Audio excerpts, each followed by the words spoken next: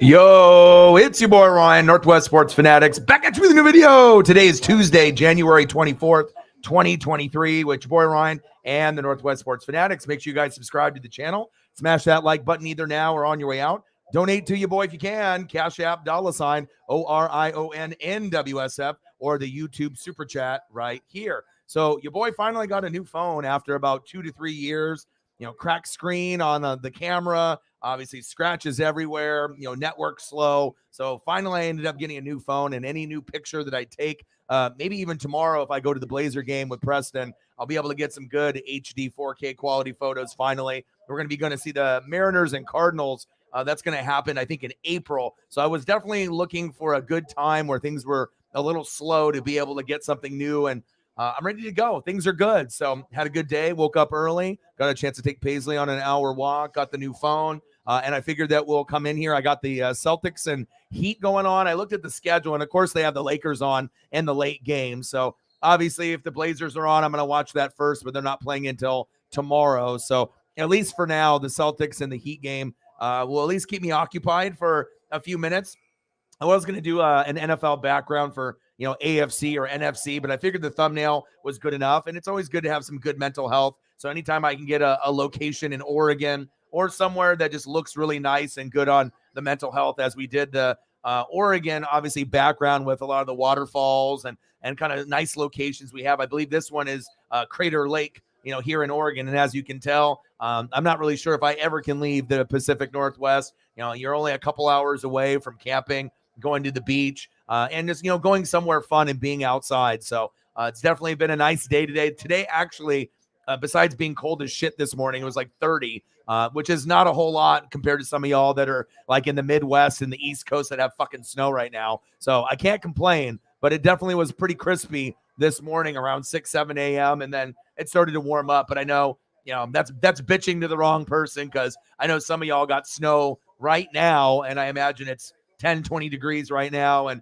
we'll end up probably getting maybe one more chance of snow. I'm not really too sure if it's going to happen, but usually we have like one opportunity in January and maybe like one last ditch effort in February, just with, obviously El Nino and everything else that's crazy that's going on in our world and global warming.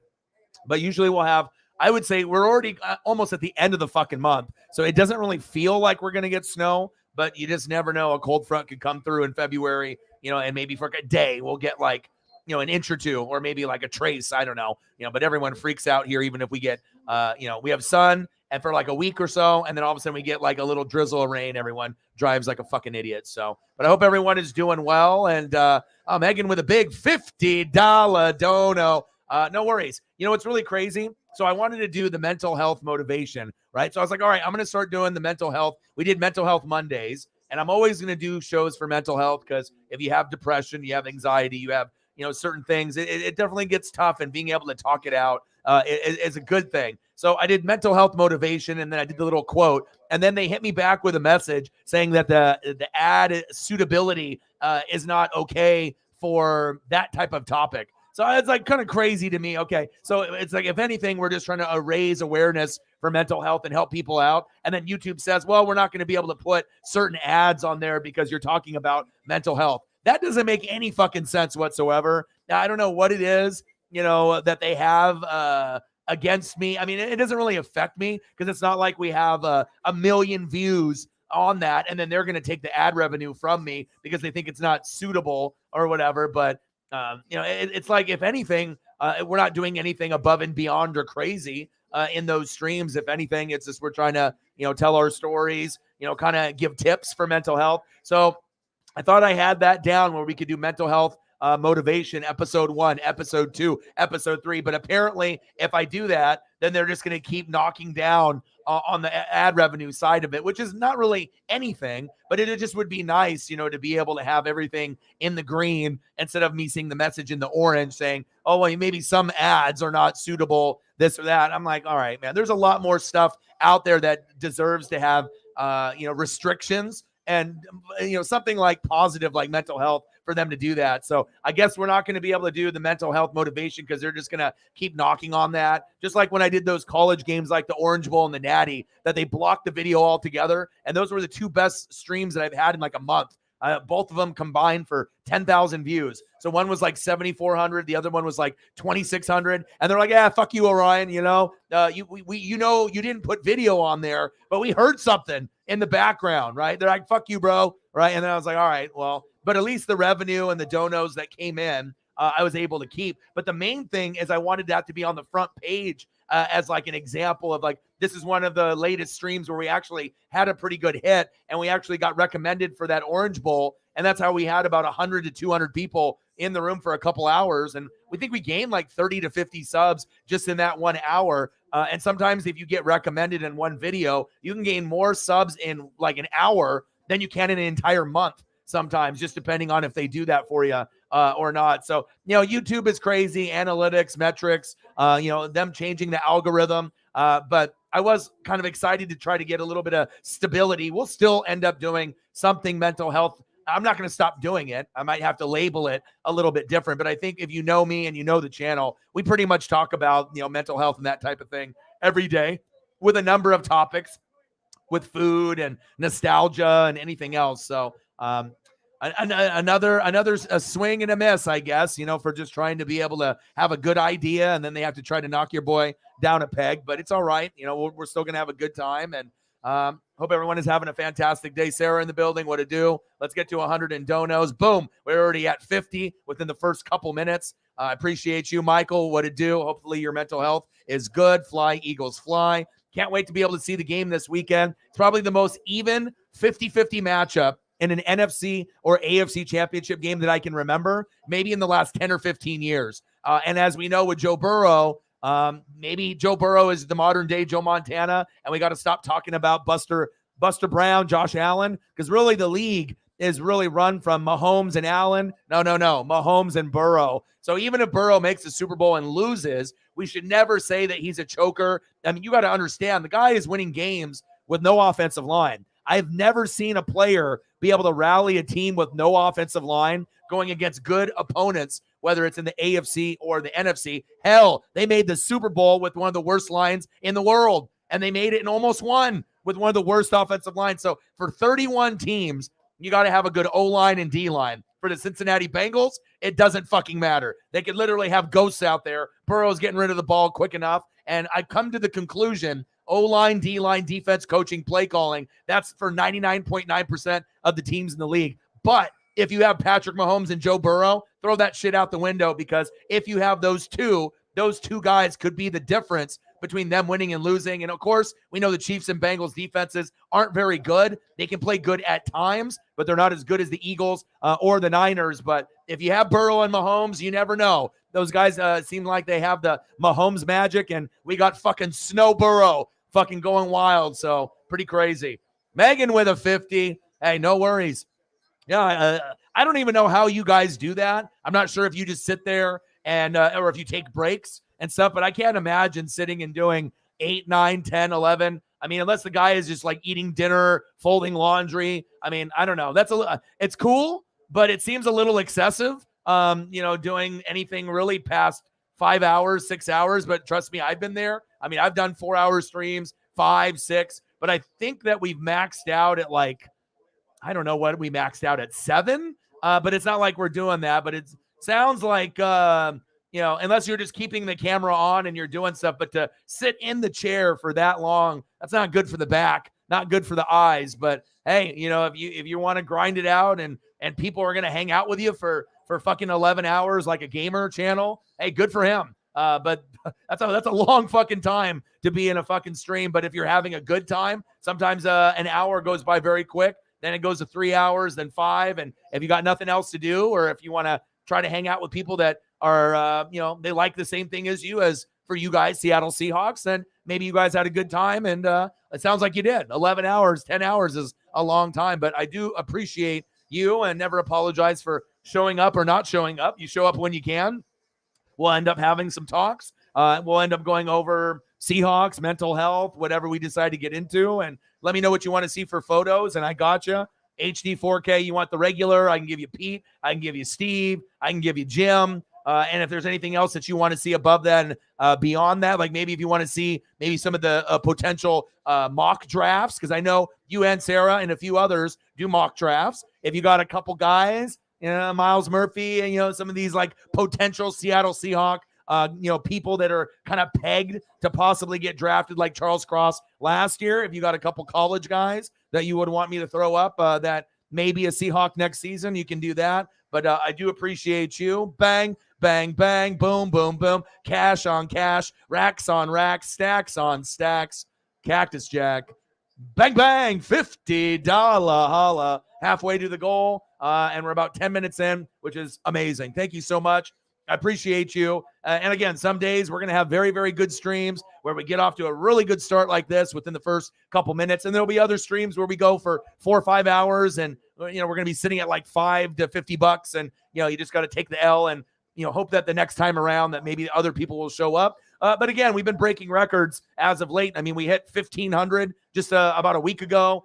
The single high donation, the donation record for one single donation, 1,300. And we got that about 7 days ago. Like I said, most people will not be able to get numbers like that. And if you do, you probably have, 1 million subs or, 100,000 subs. You're in a big, big number and you got, 1,000 people in the room. But that's what makes this channel special, that we don't even need a lot of people. A lot of times we can hit, 500, 1,000, 1,500 with like 10 or 15 people in the room. So it does really show you it's quality over quantity. You can have a lot of people in the room, but that doesn't mean that they're going to be good for vibe or they're even going to like it, share it or even donate to you either. But I really do appreciate the goats in the room. You guys are the fucking best. Candace in the building. What to do? How are you? How's the ankle? I know that ankle got swollen from the bowling. Hopefully things get a little bit better there. No bowling for Candace for probably at least 2 to 3 weeks. So we'll see how that goes. Yeah, and I can throw up some photos of different players there, Niners and a few other teams. I got you. No problem. Yeah, I bet. We were actually talking about it with Holly, and I figured Holly only modded, maybe like 3 channels, maybe. Something like that. Come to find out, she's modding like 10 to 12, but she's not there for everyone. But a lot of these people just gave her mod status, without asking her. Probably just thought, because obviously her moniker being, Holly Hundo, they assume that she has money. So if they have her as a mod, that they're, she's going to be able to give them, particular donations and whatnot. But, some people are going to get to know, the moniker or the alter ego, the Holly Hundo. And then some people actually get to know Holly Winchell. And that's what I feel proud of. But I was like, sometimes you got to put your foot down. You can be an empath and you can try to be nice, make everybody happy, but not everyone has honest intentions. Some people are just trying to use you and use your name, to be able to, get more people to show up. Or maybe you think you're going to be able to get more donos if someone like that is in the room. But it's just nice with at least us here. It's not necessarily all about the views and the subs and the donations. It's just getting to know each other, being able to support each other. And then whatever happens, happens. But definitely a lot of, fake and shady people on YouTube and Twitch. And you can definitely tell, the people that are fake on social media and the ones that are not. But yeah, anyone that mods. And the tough thing is, I don't know what he does, but I hope, right? I hope that there's some kind of compensation. And that's why I try to be able to set the standard. If, you're not getting told thank you, if you're not getting messaged after the streams, if you're not getting taken care of each month by the host, you got to reevaluate. You can really like a channel and really like a host, but how much work are you putting in for free where you can't even enjoy the game or even enjoy the chat because all you're doing is policing the whole fucking time against a bunch of fucking idiots? You know what I mean? Like at that point, if I was a lead mod or a mod, that would suck all the fucking fun out of being in the room. It's like you like the host, you like the people in the room, but if you got a bunch of fucking idiots all the time, then you're policing, you're timing people out, you're kicking people out, you're arguing, with it's just one of those things. But a lot of you guys, do a lot of good solid work. Don't get the recognition really, I feel, on other channels. And that's why, I'm here to be able to show you how it's supposed to be. Like, how there's a chat etiquette when we get a fucking idiot in here, and we already know that we're going to have to give them the boot, right? There's just certain things that you say and you don't say. There's certain things that you do and you don't do on YouTube and obviously with social media, right? Some people have fucking common sense. Some people are fucking idiots, right? But I just feel that a lot of the people that you don't even have to be necessarily a lead mod, but you just want to make sure that if you're taking the time, whether you're in love with the host or the channel or the people, that at least you feel appreciated. And I just feel a lot of the mods out there, the hosts take advantage because they don't really care. They're like, oh, this is the way it should be. This person wants to work for me for free. You know what I mean? But at some point, enough is enough. I mean, you can still always enjoy it. But, I'm always going to make sure I take care of my people and making sure that they get good quality gifts and get the good recognition and getting, the thank you. I don't know about you guys, how you guys feel after I do it, but I guarantee I might be one of the only ones that's ever done it. Yeah, you might be able to have other hosts, that do it, but it's not common. It's not common at all. And I really feel that me being able to, give you guys those surprise gifts, that's exactly what I would want in return. And that's just the way you should be treated. You shouldn't have to, work really hard, donate thousands of dollars, and then in return you get some cheap ass whack, pencil or koozie or some bullshit t-shirt that you don't even want. It's like, okay, well, a nice gesture and all, but I mean, if the person is really supporting you with donos and with hard work, you got to be able to do a little bit more. But that's where ego comes in, where some of these hosts only care about themselves. They only care about money, views, subs, and they lose touch with reality, and they think it's all about them, and that's it. And it's just sad because I see too many, mods and lead mods getting overworked, stressed out. And for what? You're not getting fucking paid. You're not getting told fucking thank you, or at least not that often. You're not getting anything cool in return for all your hard work. I mean, like I said, everyone has a choice on where they want to spend their time. But I'll tell you what, if you spend time here, you take care of me, you might end up with a Mitchell and Ness jersey or some fucking, music tickets or something nice. Not some bullshit pencil koozie shit where I see from some people. But hey, I guess everyone has a different method to the madness, and that's big facts. But hopefully things get a little bit better for you. But again, modding is definitely difficult. And especially also too, it's like they almost feel that, you're obligated. You have to be here. It's like, listen, they show up if, they show up. But if, anyone makes someone else feel pressured that they have to be there, like it's like this big honor, well, they're not getting paid. So you can't just be so, that way. But again, you guys have seen thousands of channels that are out there. And I just feel bad for a lot of y'all because I know what you guys do. That's facts.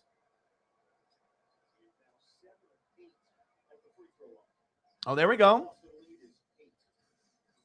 There we go. Should buy a card and give it to the person. You know what I mean? You got to be able to take care of the people. Yeah, that's nuts, dude. I don't know. To me, that's a little excessive. But again, if people enjoy it and they like it, that's, I usually will grind, but I mean, like I said, you got to be able to have good mental health. And I guess it just depends if you're leaving the computer on while you're doing other things. But I mean, I highly doubt someone can sit in a chair straight for 10 hours and be comfortable. I mean, I got a really nice computer chair and I know I can do, 3, 4, 5 hours and without that big of a deal and my back doesn't hurt. But man, some people are wild. That's facts. So some people go to bed and get up again. Yeah, I bet. All right. I'll get you some regulars. No problem. Oh, I know you will. And it always helps a lot because like I said, we're still looking for more additional, people to like the channel, come to the channel. And, if they can donate, great. If not, but again, if, some of the other heavy hitters, have something going on, it's always good when we have some new heavy hitters to come through to be able to kind of support the gap and fill in the gaps and whatnot. And I do appreciate everything that you have done very, very much. Let me see here. Let me keep scrolling down. You do 4. Yeah, I just couldn't believe 10 or 12. I was like, wow, that's a lot of, because of course there's like responsibility and, you know what I mean? But for me, like I said, I'm never going to make anybody work on mine. Even when we get bigger, I should be able to regulate the majority of the stuff, even if there gets a point where we have a lot of people in the room. But I don't want the mods ever to feel like it's a job where they're here and it's like, fuck. It's like I'm here, but you can't even enjoy the chat. You can't enjoy the stream. You can't enjoy the game that's on, just because there's so much chaos in the chat. It's just unfortunate that, that happens too often.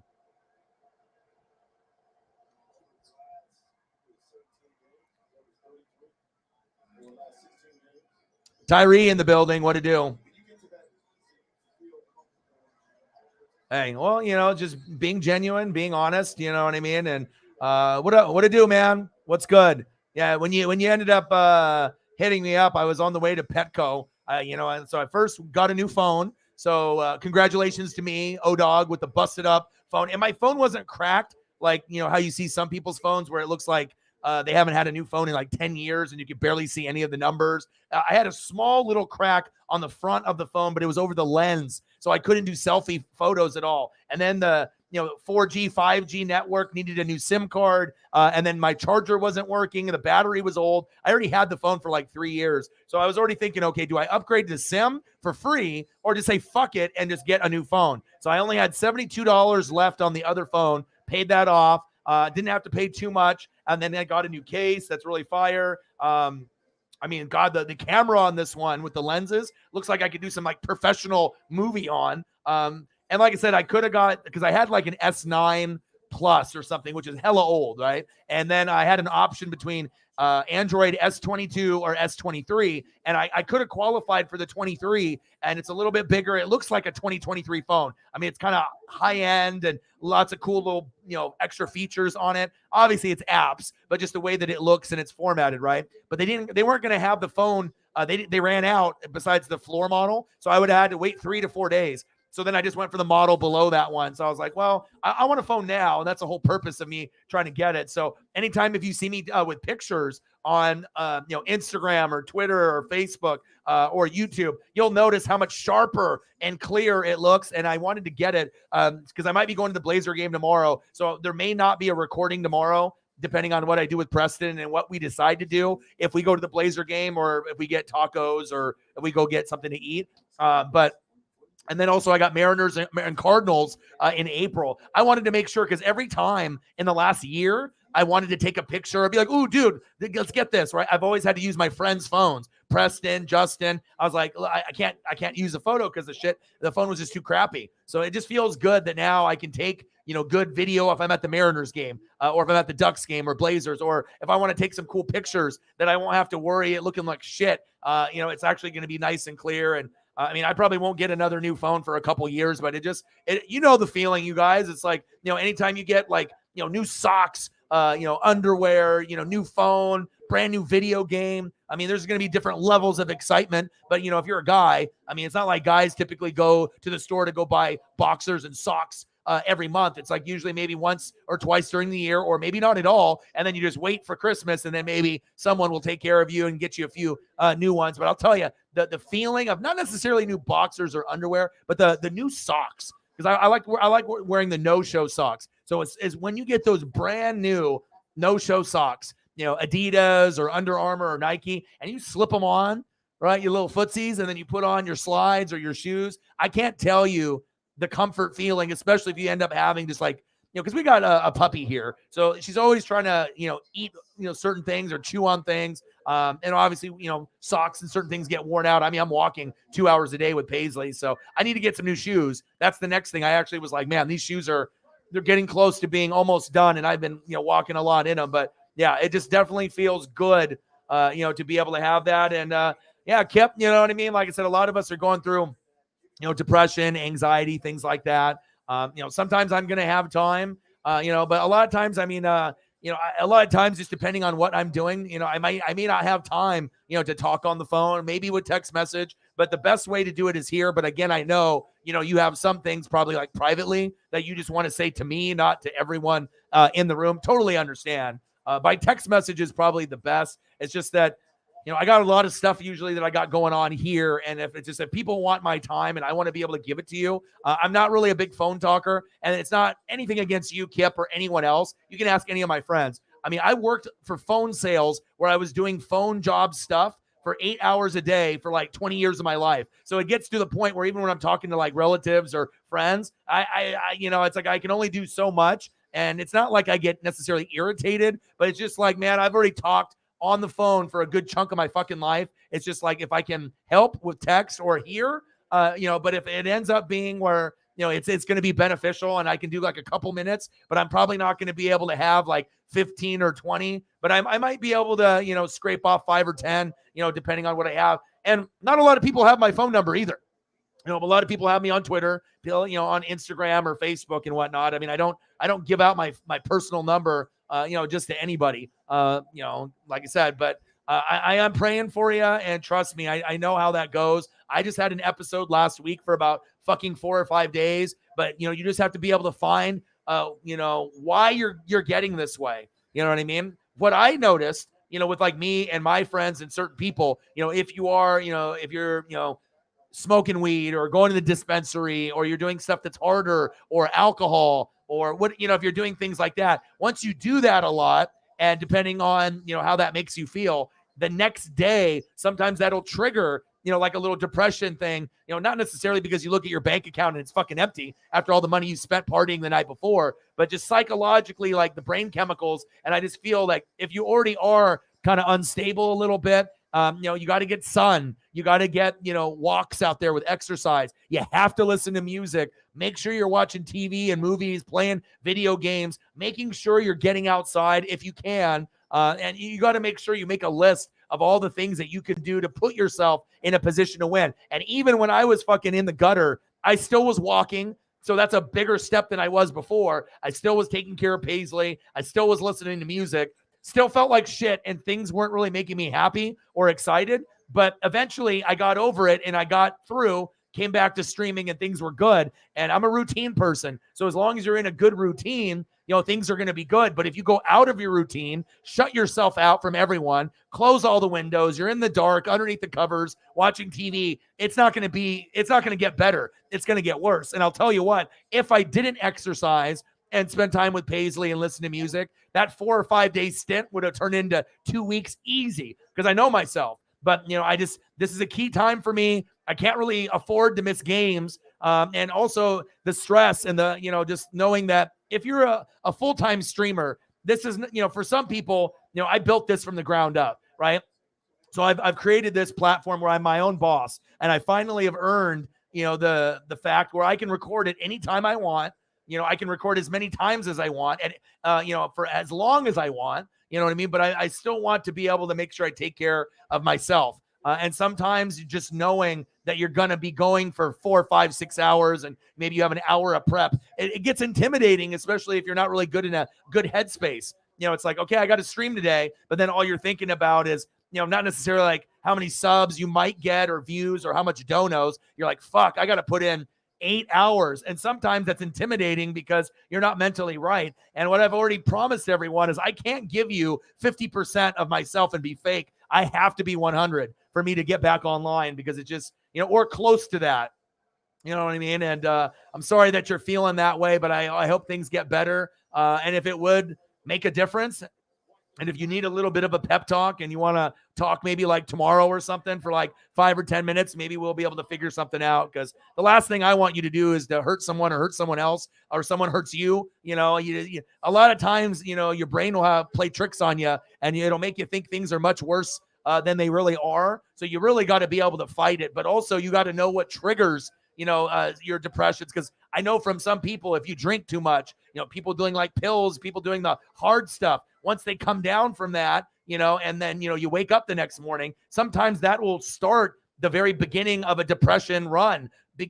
Something chemically in the brain, and it's not you're depressed. Oh my God, I spent $300-400, or I'm broke as shit now, but maybe, it just, that, you're hungover, you feel like shit, you can eat some food, but then you start to get in like a downward path sometimes. And I've seen that. I don't know necessarily how to explain it, but some of y'all probably have gone down that path too. Obviously we party pretty hard out here in Oregon. So I've seen a little bit of everything out here since we're pretty laid back, but depression is not something to fuck around with. And I am sorry that that's something that you're going through. And like I said, that's why we try to support each other here. And I try to do nice photos like this and take care of y'all, because it's just, life is tough. And trust me, I know it. So let me get you some photos, Megan, and I'll get you squared away. Just wanted to make sure I addressed Kip and whatnot, because I know things have been a little tough, bro. So I got you, dude.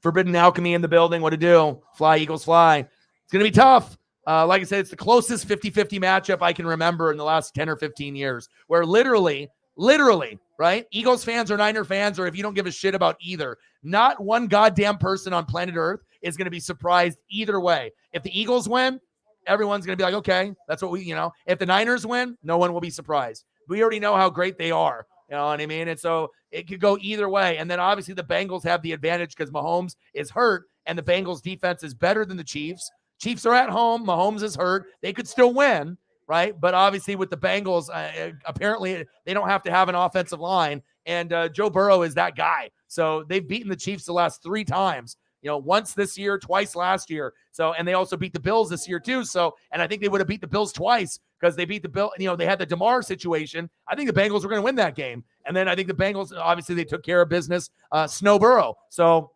everyone kept thinking like maybe the Bengals are the 3rd or 4th best team, but all along, maybe we're writing everything wrong. Like maybe Joe Burrow, obviously some people will not put Burrow over Mahomes until he wins his first Super Bowl. But once that happens, right? Well, if it's this year, I mean, we're going to be talking about Burrow, Mahomes, 1A, 1B, not Mahomes is better than Burrow and everyone else. Like there's going to even be people that flip and be like, maybe they like Burrow a little bit more than Mahomes. Like, there's like a good comment earlier with like Dan Orlovsky and a few others, and I don't watch them on TV, but they were saying like, and I totally agree. They were saying like Mahomes is maybe the most athletic, dynamic quarterback, number 1. But, who's the best quarterback at quarterbacking? That's Joe Burrow. You know what I mean? He's just very, very consistent. I like both. I've never really been a Josh Allen guy, and I do like Herbert, and I probably would choose Herbert over Allen just because of accuracy, and he's not going to be able to make the mistakes. Yes, I know Josh Allen's got an arm. Yes, I know he can throw it deep,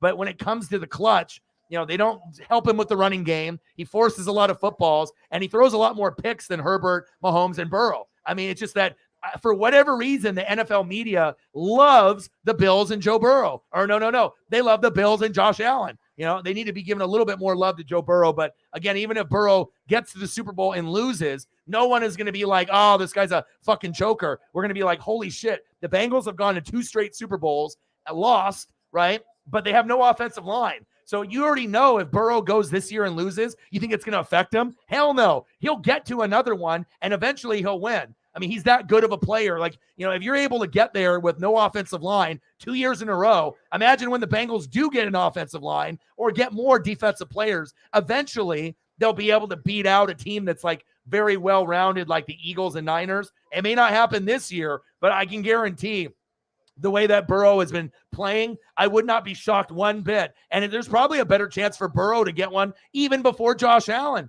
I mean, based on what we've seen last year and this year, it's just that everyone thinks that Josh Allen's this great player, but you have to look past the hype and actually look at the games, look at the stats. And I think sometimes, you have certain networks that have their agenda. All right, fuck everyone. All right, here's what we're going to do. Everyone tell everyone to hate the Cowboys, hate the Patriots, and then Buffalo Bills are the best thing since sliced bread. Josh Allen, number 1. And then, all right, ready, break. But you can do whatever narrative you want over and over, but it's very clear who's good and who struggles a little bit. But again, if Josh Allen had Nick Chubb or Josh Jacobs, maybe we're not having this conversation today because that opens up the passing game more for people like him and Diggs. So that way they're not fucking screaming at each other and Diggs wants to leave and go to a new team now rather than, maybe stick it out with Josh Allen and being frustrated. So that is big facts. All right, let me keep scrolling down. Yeah, O-line and D-line is going to be so big. But also, even if, Burrow has pressure, he's like a guy like Mahomes where he can most of the time still make plays. And also, too, they run the football effectively. And that's really the key. You have to be able to run the ball effectively. And they got 2 with Mixon and Pirine. So it's like, all right, Burrow gets cold. Fuck it. Let's just hand it off 12 times between the 2 of them. See what happens. Maybe they start cheating up 8-9 in the box. Boom, play action to Pirine or Mixon over the top to T. Higgins, touchdown. Boom. It's like they got so many options there. So pretty crazy.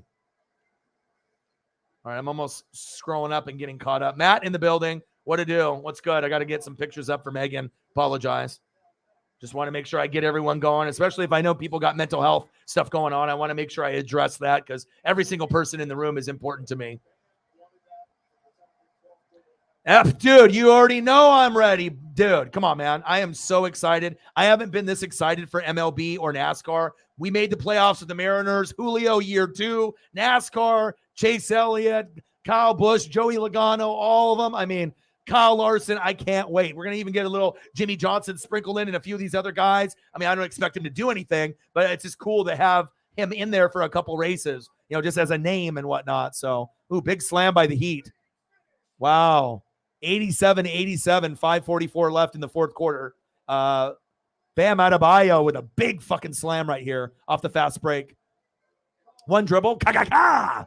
So if you're looking to see a good basketball game, I'm not really loving basketball, but these are two teams that I can watch. Like if the Celtics and Heat are on, I can watch that. I'm not going to be like, all right, this is garbage. So, but yes, I definitely am.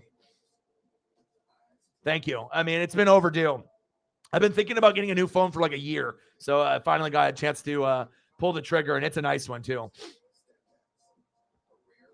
You know what? If this was me like maybe 10 years ago, it wouldn't be Brady. That's usually like defensive guys, but it would normally be like Griffey, Julio, Randy Johnson, Edgar Martinez, Ichiro, and then if it was like Ducks, LaMichael, DeAnthony, Herbert, Mariota. If it was Bucks, it'd be like Derek Brooks, Warren Sapp, John Lynch, Rondé Barber, Simeon Rice, Mike Allstott, Clyde Drexler, Dame Dalla. I would never have Brady on the case. I did have a collage when we won the Super Bowl on there, but on my case, like on my screensaver, it's always Paisley. Now it's like when you have a puppy and the puppy has changed my life, Paisley takes up a good chunk of my phone, for the background when your phone is on, and then when your screensaver comes on, you can like flip it and have a different photo. So yeah, it is what it is, man. It's just, she's everything.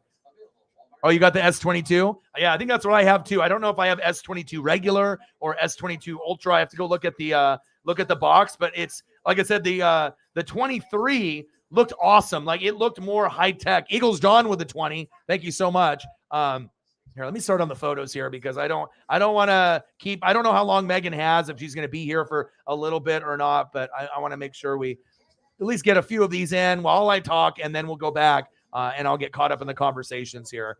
Just proper courtesy. And usually people will tell me how long that they have, but you know how it goes. You're having a good time. You're trying to interact with everyone. And then all of a sudden, 1 minute turns into 5 minutes. 5 minutes turns into 10. And then maybe all of a sudden the person's got to go and I haven't even got a chance to throw up anything. And obviously Megan does not donate for the photos, but it's just something as an extra courtesy that I like to do. And, normally you're not going to be able to have this done anywhere else unless they saw this channel and decided to copy the idea for me. So, because I didn't get this idea from anyone else. I thought, what can I do to separate myself to be a little bit different? And it would be good for my mental health and everyone in the room. And, I just started experimenting with formatting and getting the right size. And some older pictures like this, they're not going to fill the screen. There's just not enough of Jim Zorn, unfortunately for Megan, to fill the screen. Now, there's photos that exist, but you got to be able to get the right dimensions.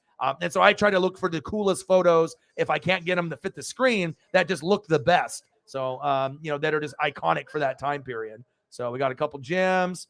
She loves Jim Zorn. Oh, I actually have a special one that I ended up finding, and I've been saving it for you. I totally forgot. Let me go grab it here. But I'm not sure if you've even ever seen it before. No, I've never seen it. Maybe you have, but I've never seen it. Let me throw up a couple Steve Largents here, and then I'll get the photo. But when I saw it, I instantly thought, oh my God, Megan is going to lose her mind because it's a photo with Zorn and Largent together. And I've never seen it before. It's old. Like you can tell it was taken like, I don't even know, mid to late 80s, but it's incredible. Quality is pretty good. It won't fit the screen, but it's just a neat one. So let me just go through here, get you another Steve. And then if there's anything else after, we'll go that route too. Still, this is my favorite one coming up. I just like it because Steve Largent high stepping like Dion. I mean, I love it. Black and white. It's awesome. And then let me get you a couple Pete's.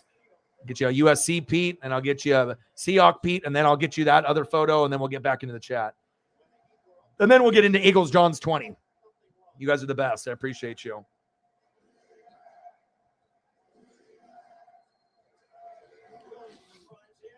$89-87 Heat. If you're looking for a good basketball game, turn on fucking TNT if you have cable right now or the TNT app. 2-point game. Heat's up by 2 at home over Boston, and chances are Boston's going to make the finals this year again. So if they're going to make the East final, but they may not go all the way, but you can tell eventually Boston will win a championship. Tatum is the truth. But it's got to be more than just Tatum. It's a supporting cast, obviously. Yeah, it's crazy. I totally almost forgot about it. Hold on. Let me see if I can grab this for you. Now I just got to kind of remember where the hell I put it. All right, one sec here.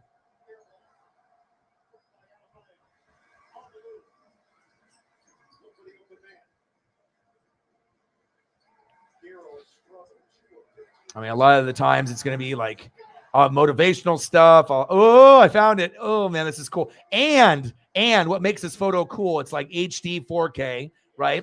They both got jerseys on, right? And it's like jeans, and it's autographed.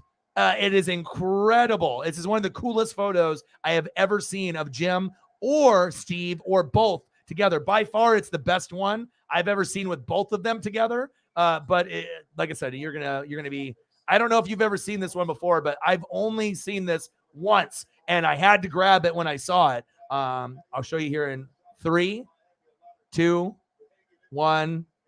Glory. Let's go.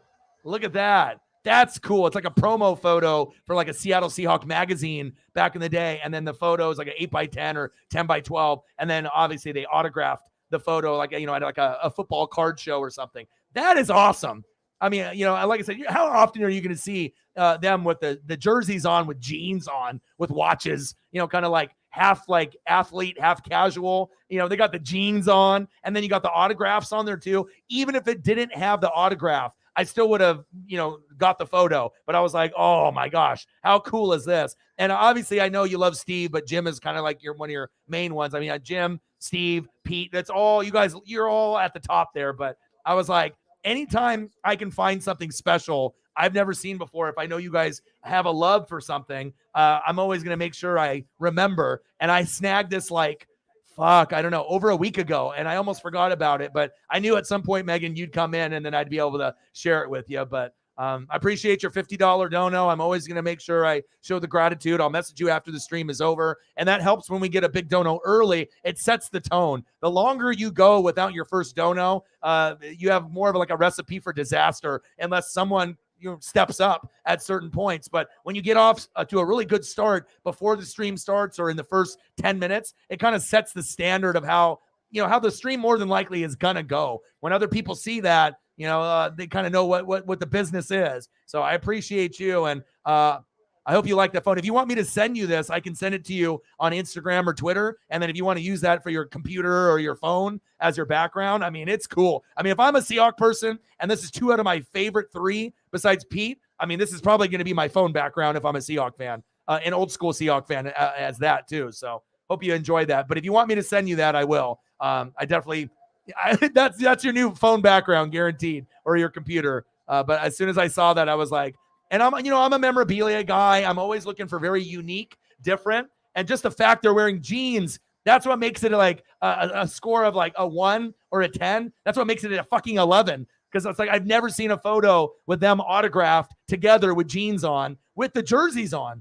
If they were just wearing regular clothes, you know what I mean? But just the fact that they got the Seahawks jerseys on, pretty cool. Pretty cool. Let me see here. I thought it was okay. It was pretty good. I don't think it was as good as maybe as much as they were hyping it up. I mean, it was pretty good. I don't know what I would necessarily give it overall. I know after the first hour and a half, you gave it a 7. Maybe overall, maybe an 8. I thought it could have been better. But again, I mean, you can't really expect too much from an anniversary show. You're going to have some surprises, some gimmicks, some promos, hopefully 3 good matches in a 3-hour period. And, maybe a little bit of buildup as we're going to Royal Rumble. You know what I mean? Let me keep going here. Oh, I bet. Renee in the building. What to do? Bang, bang, Niner gang. It's going to be fun. And obviously, I think the best matchup for America would be whether people, I mean, if you're a Chief fan or an Eagle fan and you have, your love for your teams, I totally understand. But I think as far as NFL fans, if you don't really care between the 4, the best matchup to me, as far as entertainment value, is probably going to be Bengals Niners. That's probably good because it brings you back to the matchup when you had Joe Montana versus Boomer Esiason. And if it wasn't for the Niners, the Bengals would have had a couple Super Bowls back then, and they barely lost. No disrespect to the Chiefs and the Eagles, we could get that matchup as well. I just hope that Mahomes is okay with the high ankle sprain. And obviously we know Mahomes' defense with the Chiefs, they're the worst defense out of the 4. So if you weren't able to beat the Bengals the prior 3 times with a healthy Mahomes, I don't know if they're going to be able to beat the Bengals, in the 4th opportunity in 2 years, and he's injured. That's going to be, and the defense isn't playing very good right now. You know what I mean? Like, even the Bengals defense isn't great, but they're playing better than the Chiefs. And like I said, I would grade maybe like Bengal defense, normally like a 7.5, but like against the Bills, they look like a 9. You know what I mean? But normally they're around like a 7.5 to an 8. Some good defense, but sometimes it's shitty. You know what I mean? But I love Hubbard, T-Rex, Von Bell, and Jesse Bates III. Those 4 guys are studs. And then obviously you got guys like Chris Jones and, Frank Clark and Nick Bolton, right? Willie Gay, and you got a few others. But I feel like the Chiefs defense sometimes plays like an 8, but sometimes they play like a 6. You know what I mean? Where it's like shit. You know what I mean? If a quarterback starts rolling, you might get screwed. So it's like you almost have to outscore the opponent. The Bengals don't have to outscore. And we already know the Eagles and the Niners and Dallas, their defenses can dictate games because those are the top 3 defenses, in my opinion, this year, right? But even with Dallas being 3rd, they were not even in the same category as the Niners or the Eagles. I mean, there's no weaknesses in those defenses. I would give a grade of a 10 for the Eagles and the Niners for defense. So we'll see, but if there's one thing, normally if you have a great defense and offense and you're well balanced, you win, 10 times out of 10. The only option for you to lose is if you go against Mahomes or Burrow, and that's what's going to happen this year. So yes, we know that the NFC team is going to be more well balanced, right? We know this, but sometimes Burrow and Mahomes are just amazing, and they find a way to make enough plays in the 4th where they can squeak out a win barely. Maybe they don't deserve to win because the defense wasn't that good, but the quarterback makes those plays, but it's not going to happen every time. You really got to be able to have a little bit of defensive help. So, obviously I hope the Chiefs play well. I hope Mahomes, it gets healthy, but damn, dude, high ankle sprains, those take usually 2 weeks to 4 weeks to get better, sometimes 6 weeks. So I don't know if he's going to be mobile. And if Mahomes isn't mobile, they're going to rely on trying to run the ball. And I don't know if you're going to be able to run on Cincinnati. So we'll see. I mean, I'm very excited about the game, though. That's facts.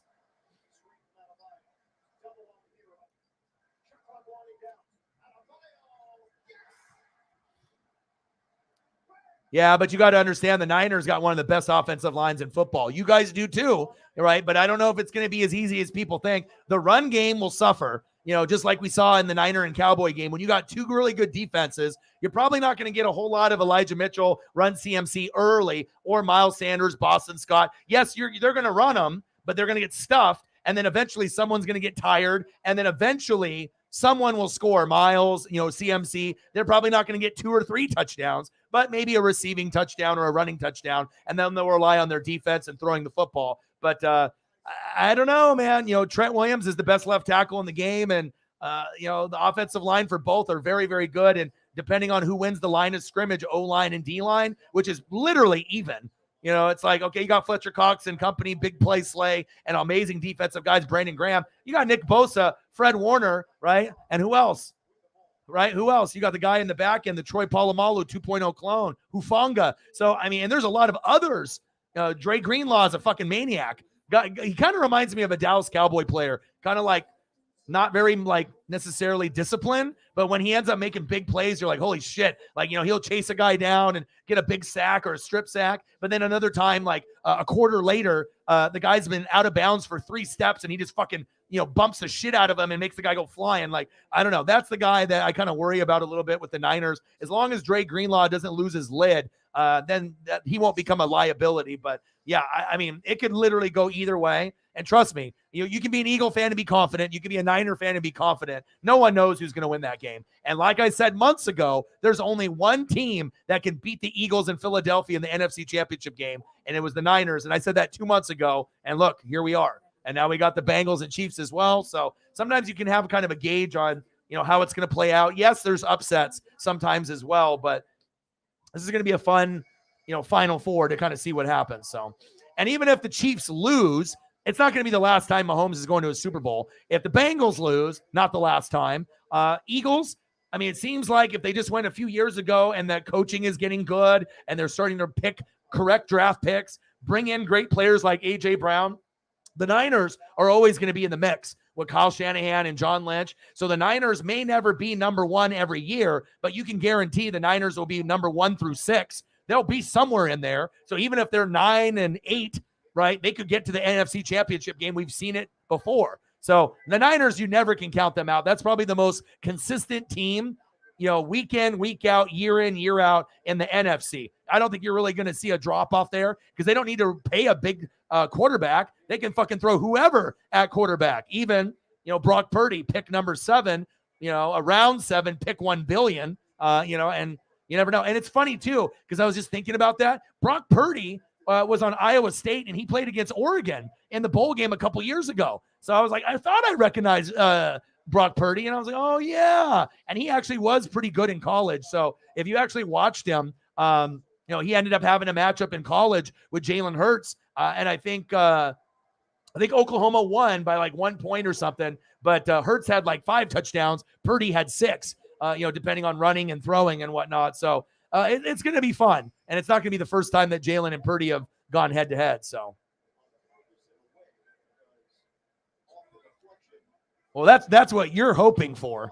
You guys are the only team that if you guys don't win in the season is a failure, because you guys went all in for Ndamukong Suh and you guys started trying to really just go all in and make these moves, try to get extra depth. But if the Bengals and the Chiefs and the Niners lose, of course it's going to hurt, but it's only going to hurt one team the most. It's you guys. So I think the pressure is on you and the pressure is on Kansas City.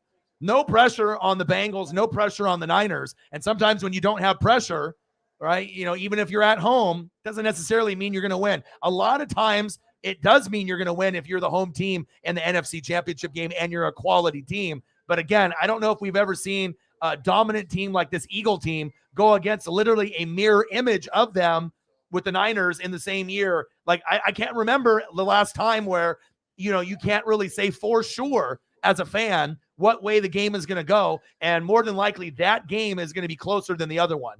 The Bengals Chief game could be close, between 4 to 7 points or maybe 6 to 10 points. But with the Eagles and the Niners, it could come down to whoever has the ball last. And it could end up being a win by 1 to 6 points. And that's what it kind of feels like to me. Like if it ends up the winner wins 24-20, 23-20, 20-17, it could be something like that either way. So, but the bottom line, the NFC teams have the better teams.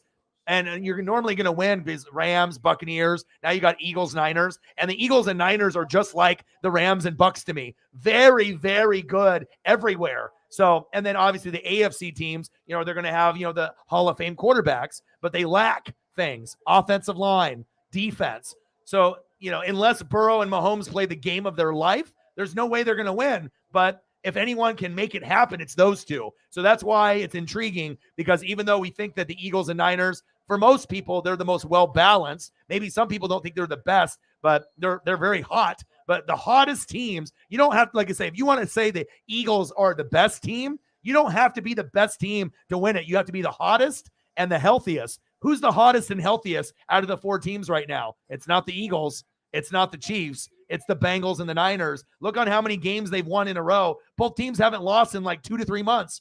So, and then you're due for a loss somewhere. Someone's going to lose, but that's just kind of my opinion. What I see, pressure, depth, but I wouldn't really be shocked about any combination of these 4 teams. And I haven't felt that way in like 10 years where I'm like, I don't know. You know what I mean? Like, obviously the Bengals are going to be favored, but you never know. Mahomes could be Magic Mahomes and do a Michael Jordan flu game performance where they just get enough and maybe they pick off Burrow off some tipped interceptions and they just find a way to win barely.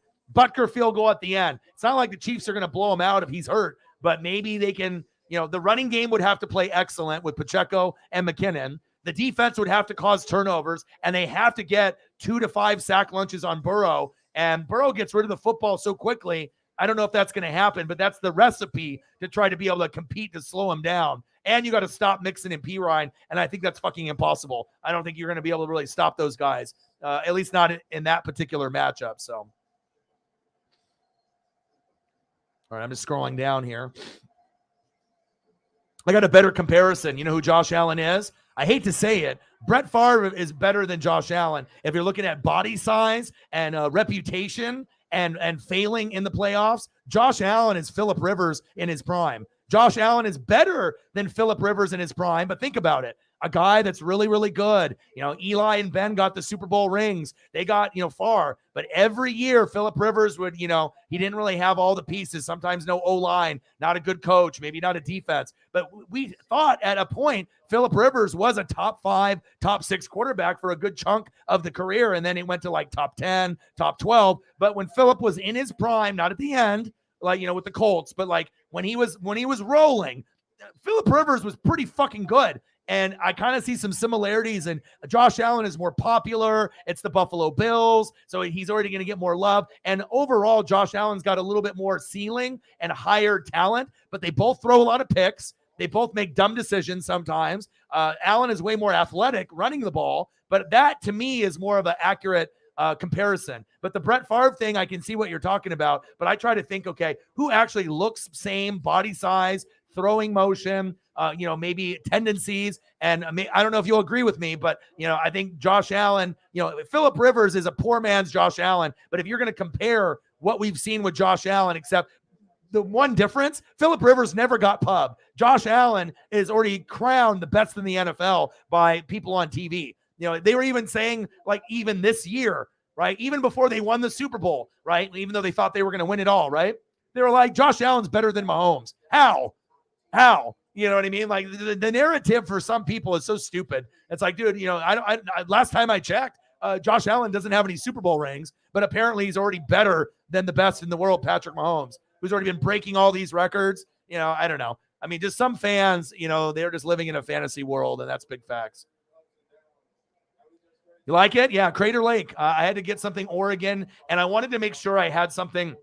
We did this one yesterday, and like I said, I like stuff that's visually pleasing, that makes me feel good and being outside. So I really like this one. This is Oregon here as well. So if you guys ever want to come visit, Big Jim Cruz is coming in a couple weeks, and we're going to link up and probably grab a burger or a beer. And so Shepard was going to try to come through one of his airport visits because he works for the airports, travels from airport to airport. But he had to get rescheduled to a different one, like in New Mexico. So at some point, but I mean, it's beautiful here. I mean, look at that. You can't tell me. I mean, imagine having a beer right there with a lawn chair, just chilling, having a little pre-roll, just having a little picnic, just chilling right there, hanging out with your boys, listening to some music or just listening to the waterfall and relaxing. I mean, some places like this, I mean, I don't really think I can leave the Pacific Northwest. There is just way too much beauty and fun out here to do. There's, people can party, but I mean, getting outdoors and being able to see the lakes and the rivers and the mountains and the ocean and the trees. I mean, I know some of y'all that live in the Midwest, it's like cornfield. Like you guys don't got shit out there. Or depending on if you live in like suburbs or city life, it's pretty here. It really, really is. I don't know. I mean, like I said, I could really see it going either way. And the only reason I knew that San Francisco would get this far, regardless if it was Trey, Jimmy, or Brock Purdy, Kyle Shanahan, you could just tell O-line, D-line, defense, they run the football effectively. And also they got run CMC. So I was like, they're definitely going to make it. And I was like, I know Dallas has some potential, but you can't trust them. You can't trust Dak. You can't trust McCarthy. You can't trust Kellen Moore. And then the fans start breaking their TVs and punching them and acting all surprised when Dallas chokes and loses. That shows me that they absolutely know nothing about football and they have this blind faith, but you have to actually look at who you're going against, and it's funny too, because all the people that were talking shit on here, Cowboys, like the one guy, he was like 40. I was like, dude, how old are you? 15? And he was telling me how much the Cowboys are going to win. They're going to win the Super Bowl. I was like, all right, man. Well, when they lose, and I said, I told you so, come back. And obviously we haven't seen that person come back either. So, a lot of people can talk the talk, but you got to be able to read and walk the walk.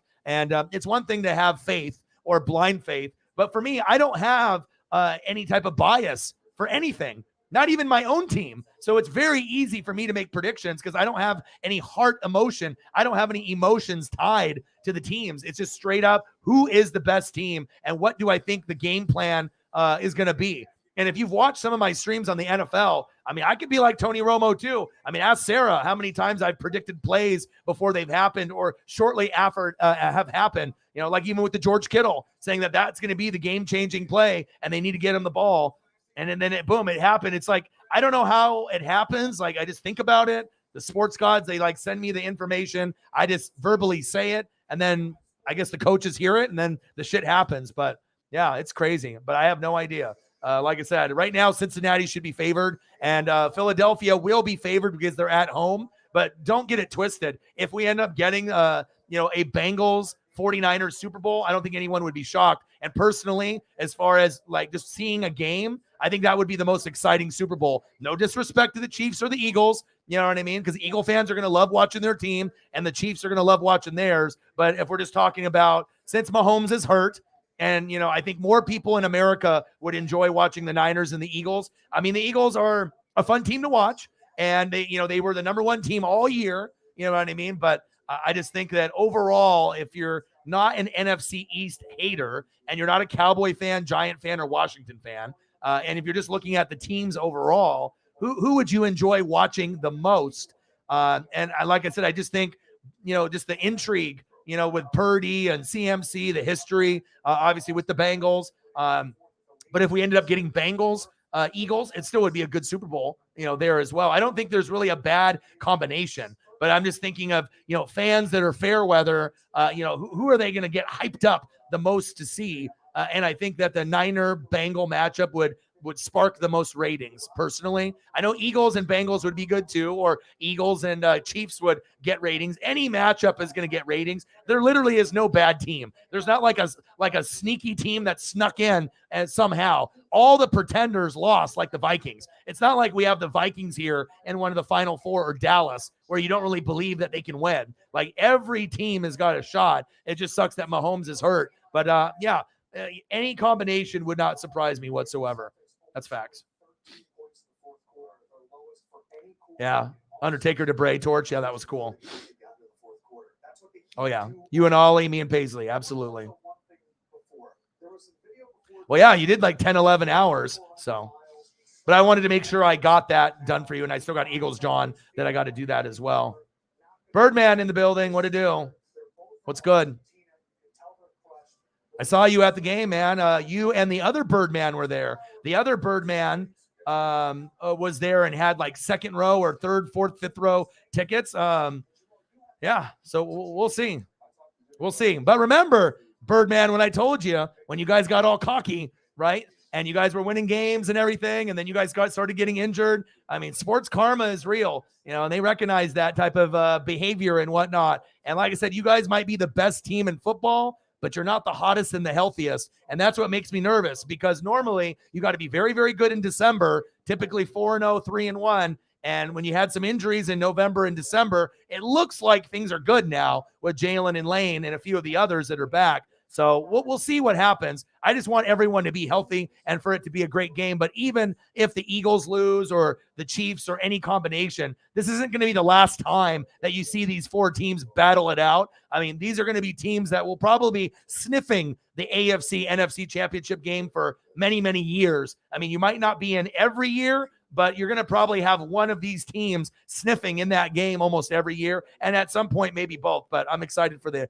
matchups. And obviously, it's going to be O-line and D-line. That'll really dictate the tempo. So, and for all those people that didn't think that the Niners were going to get there or they were overrated, well, I told you, 2 months ago, told you about Burrow being better than Allen. Some people wanted to argue with me. No, he's not. All right, well, you'll see. So, well, you think the Niners are fakers and they're weak, because I already know how you think. You think they're the 40 whiners. You don't think they have a chance.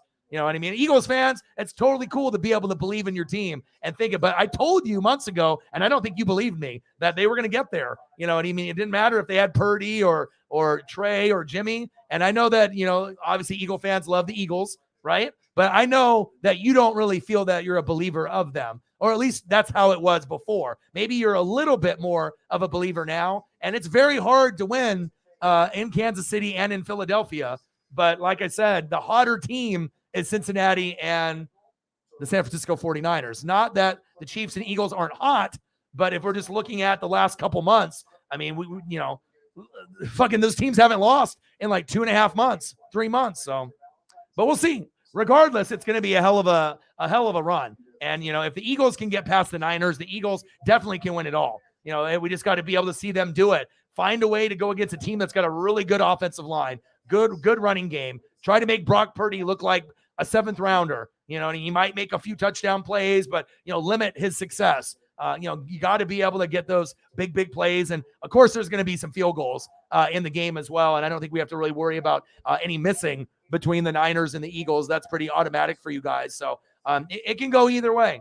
And I already know how rowdy that Philadelphia crowd is. And if Dallas would have beat the Niners, you guys would have smoked the Cowboys probably by 20 in the NFC Championship game. The same way that you smoked the Giants, that's exactly what you would do to Dallas. So that would have been an easier way for you to get to the Super Bowl. But I think playing the Niners is the smarter way, because if you can beat the best, you might have a better chance just to ride that momentum.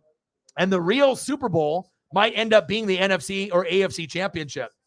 Sometimes those games end up being better than the Super Bowl. But for the 4 teams that are left, it kind of feels like to me that all 3 games are going to be lit. Like they're going to be really good. Like you're going to get more of a defensive battle, in the NFC Championship game. And then you're just going to get an air it out. There's no defense in the Bengals and Chiefs. And you're just going to see some amazing offense. And if you get any defense, it's probably going to come from the Bengals side. But I'm excited to see where everything goes.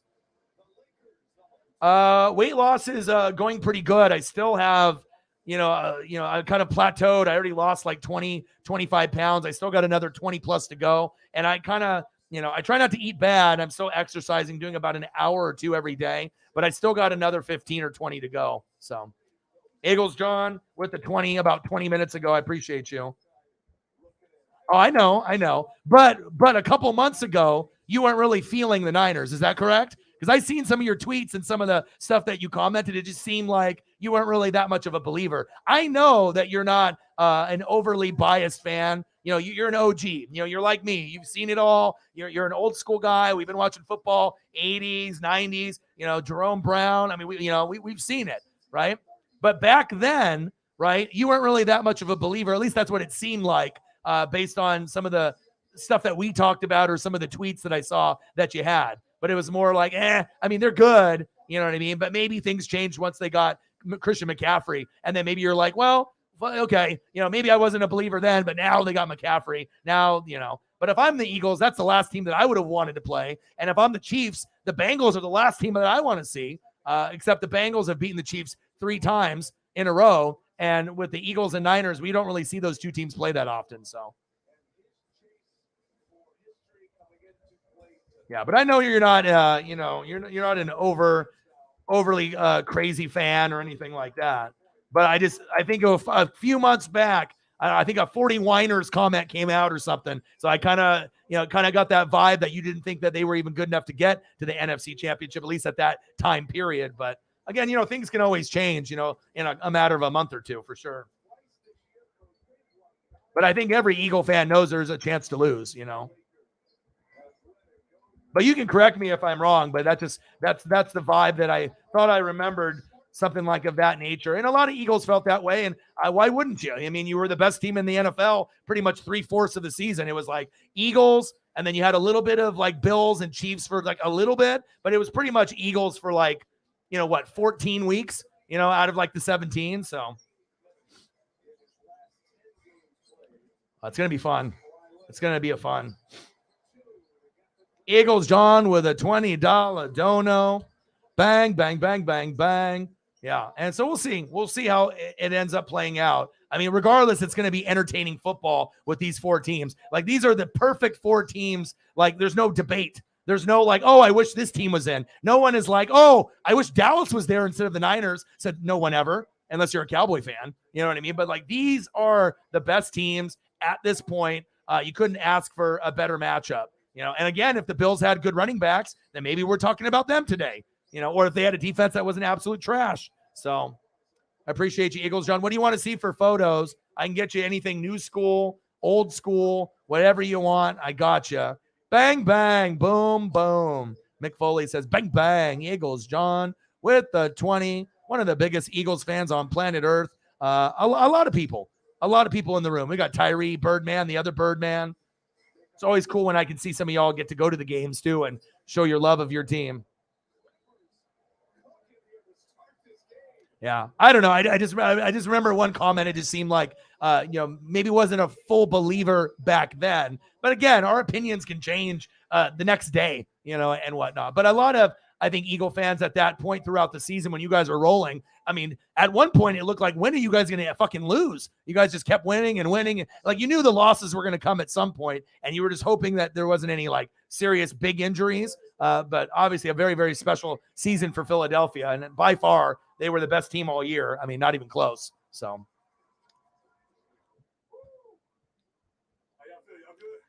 Yeah, I try, but sometimes I still like to eat. You know what I mean? So even though I'm exercising and whatnot, but I cut beer out. So I'm not doing beer or liquor or anything like that. But I mean, every once in a while, I'll be honest. I mean, I'll do like the vegetables and the fruits, but fucking hey, dude, sometimes I want like pepperoni pizza, or I want fucking street tacos, or fuck it, I want to eat some unhealthy cheeseburgers. Like, sometimes I want to eat those things. I'm not going to eat them all the time, but it is what it is. So.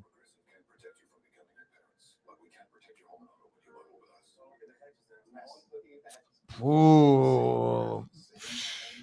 I mean, back in the day with Reggie White, I mean, you don't really have anyone on the Reggie White level on the team now. I mean, Fletcher Cox and Big Play Slate could be like Hall of Fame players, and you got a lot of good supporting cast, players who like Brandon Graham and whatnot, but probably the old school Philadelphia Eagles. I mean, this team is very good. And even the other Super Bowl team, when you guys did the Philly, I mean, like I said, you got to have defense, but what do you want to see, Eagles, John? I got you. Yeah, but it's going to be very, very exciting just to say the least. I mean, I have no idea what's going to happen. And I appreciate Eagles, John, for you liking and retweeting a lot of the streams. I appreciate that. If anyone's got Twitter, do me a solid and like and retweet the stream if you could. Usually we have about 2 to 4 people that do it, and it'll help us get like 30 to 300 extra views on the stream here. And I appreciate you very much. And like I said, we don't really have any necessary direction on where we need to go. I just wanted to make sure I had a few photos up here for Megan, and then Eagles, John, I need to take care of you. How's it going? Yeah. Did you went to picked up the mirror and then dropped off the bags or whatever, the clothes? Did you make any other stops or no? Okay. I haven't messaged. Yeah. Yeah. Yeah. Yeah. Okay. Yeah, it's early still. Okay, sounds good.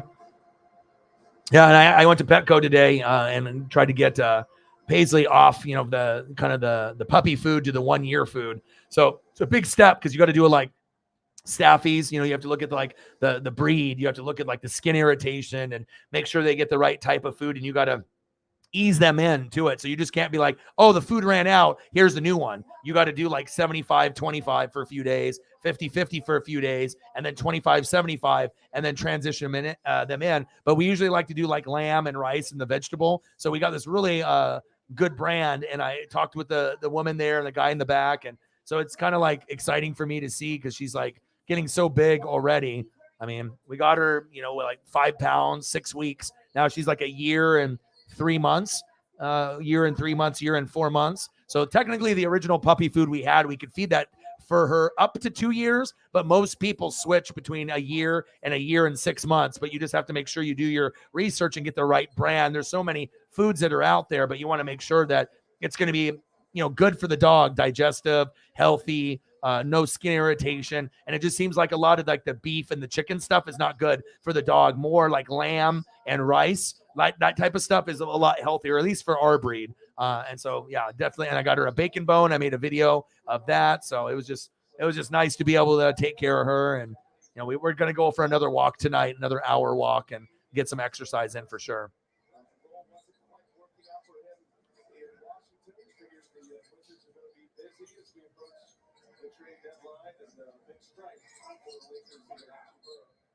Yeah.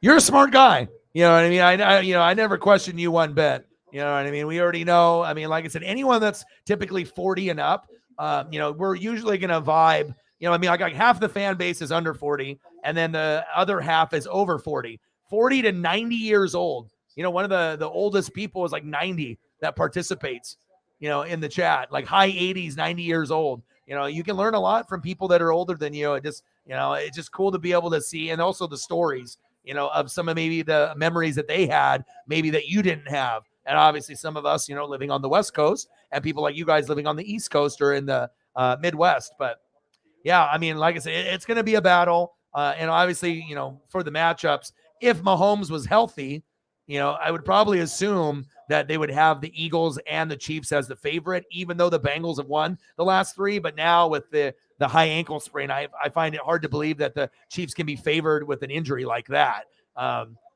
Even I don't know I got to go check. Let's see what the Vegas line is. It's going to change every day before we get there. But let's take a look to see what it is now. I'm kind of curious. Let's see what the Vegas line is. All right, let's see. I had to guess that it's Philly and Cincinnati based off the Mahomes injury. All right, let's look. All right, just popped it up. All right, Niners, Eagles at noon, and the current line on Vegas is Philly by 2.5. And I think that's fair. 2.5, 3 points. I think that's so fair. It shows you how close they think the game could be. And then they got Bengals and Chiefs, and they have Bengals by 1.5. So I think that's pretty fair too. Just because, Mahomes, if he was healthy, then they would be favored by 1.5 to 3, I think. You know what I mean? But since he's injured, they're taking that, and they've lost 3 in a row to the Bengals. So that has something to do with it without it being even, or for Kansas City, just based on what's happened, the last 3 matchups. And it's crazy to think that the Bengals really didn't get a whole lot of talk or pub, but I guarantee if they make the Super Bowl, and even if they lose, we're going to be talking about the Bengals more and more. And maybe Joe Burrow and Jamar Chase are a baby version of Montana and Rice. I don't think Jamar Chase will ever be as good as Jerry Rice, but I think Justin Jefferson has a chance that he could get a little bit closer. And I think Jamar is very, very good. But again, you never know, because depending on who, Justin Jefferson's quarterback is, maybe his numbers go down if he gets someone worse than Cousins at some point in his career. And obviously, if you have Joe Burrow or Mahomes, you have an opportunity to put up huge numbers for a good chunk of your career. So maybe, Jamar Chase and Justin Jefferson are even, but depending on the quarterback situation, maybe Jamar Chase has a higher upside because he's got Burrow there. But again, they also have Higgins and Hayden Hurst, and there's like so many options. It seems like Jefferson is going to get more looks because Thielen's old as shit. He can't play anymore. You know what I mean? They don't, they got Hawkinson now, but Jay Jetta is going to get a majority of the looks. With the Bengals, they spread it out. Jamar is going to get his, but then some of the other opportunities that Jay Jetta gets, Chase doesn't get because they decide to spread it. T. Higgins a little bit, 3 or 4, maybe Boyd with 1, Hayden Hurst with 2, or maybe a screen pass to Pirine. So, I mean, there's a little bit more there. So, but, we'll see. We'll see on how it goes for sure.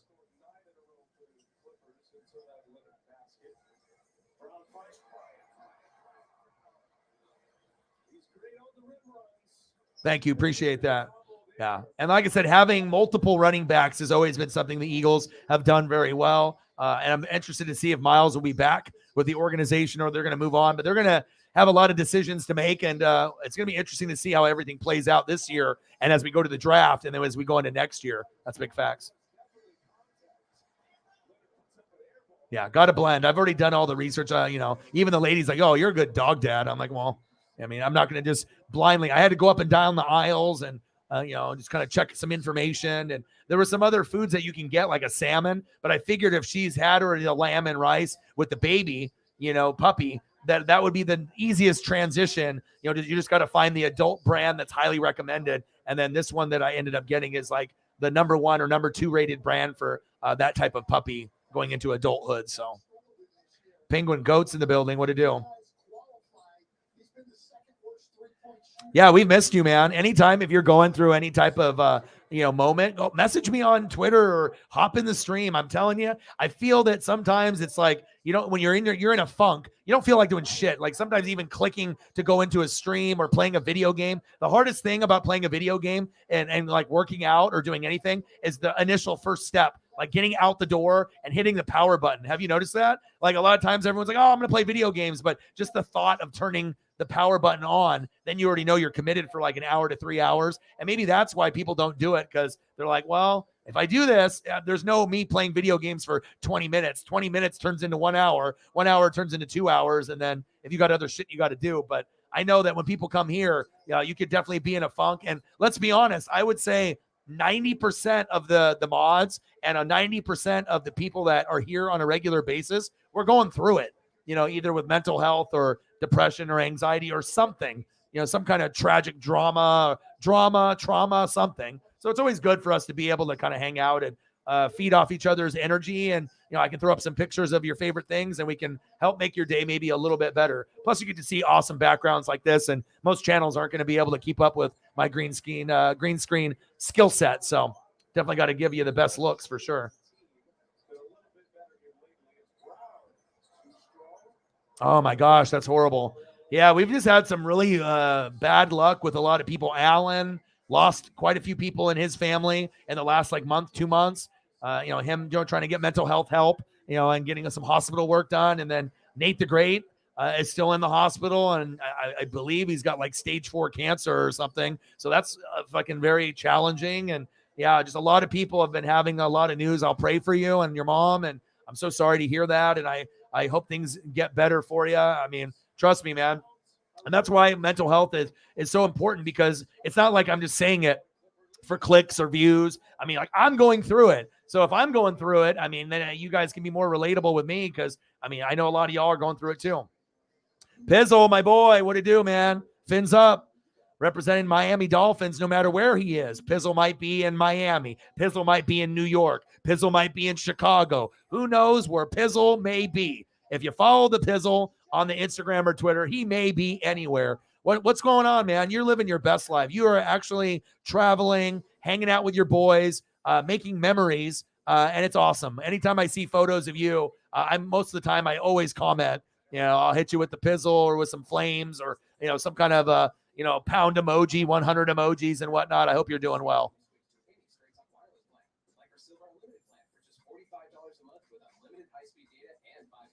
Yeah, but I'll pray for you, brother.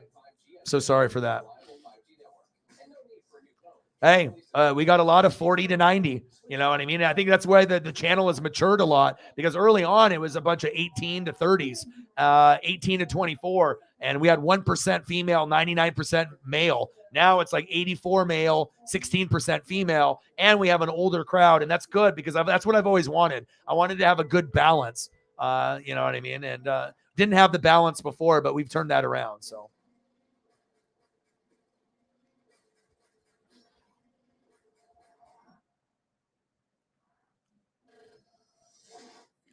Appreciate you.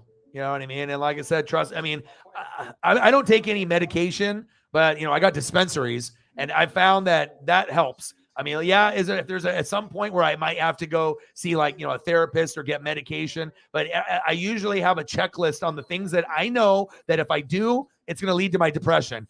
So I stay away from those things, or I try to. But if I end up having a list of things that I do that I know that's going to make me happy or make me get back to being right. But again, sometimes, when you have depression or anxiety, it's hard to make decisions on what to do for anxiety, right? And you're just, I don't know, do I go here? Do I go there? And you can get kind of worked up. I don't have as much anxiety as a lot of y'all do. Mine is just more depression. But when you have it, nothing excites you. Like your favorite food, seeing a friend, watching a movie, playing a video game, watching a football game, all the things that made you happy before, you just don't care.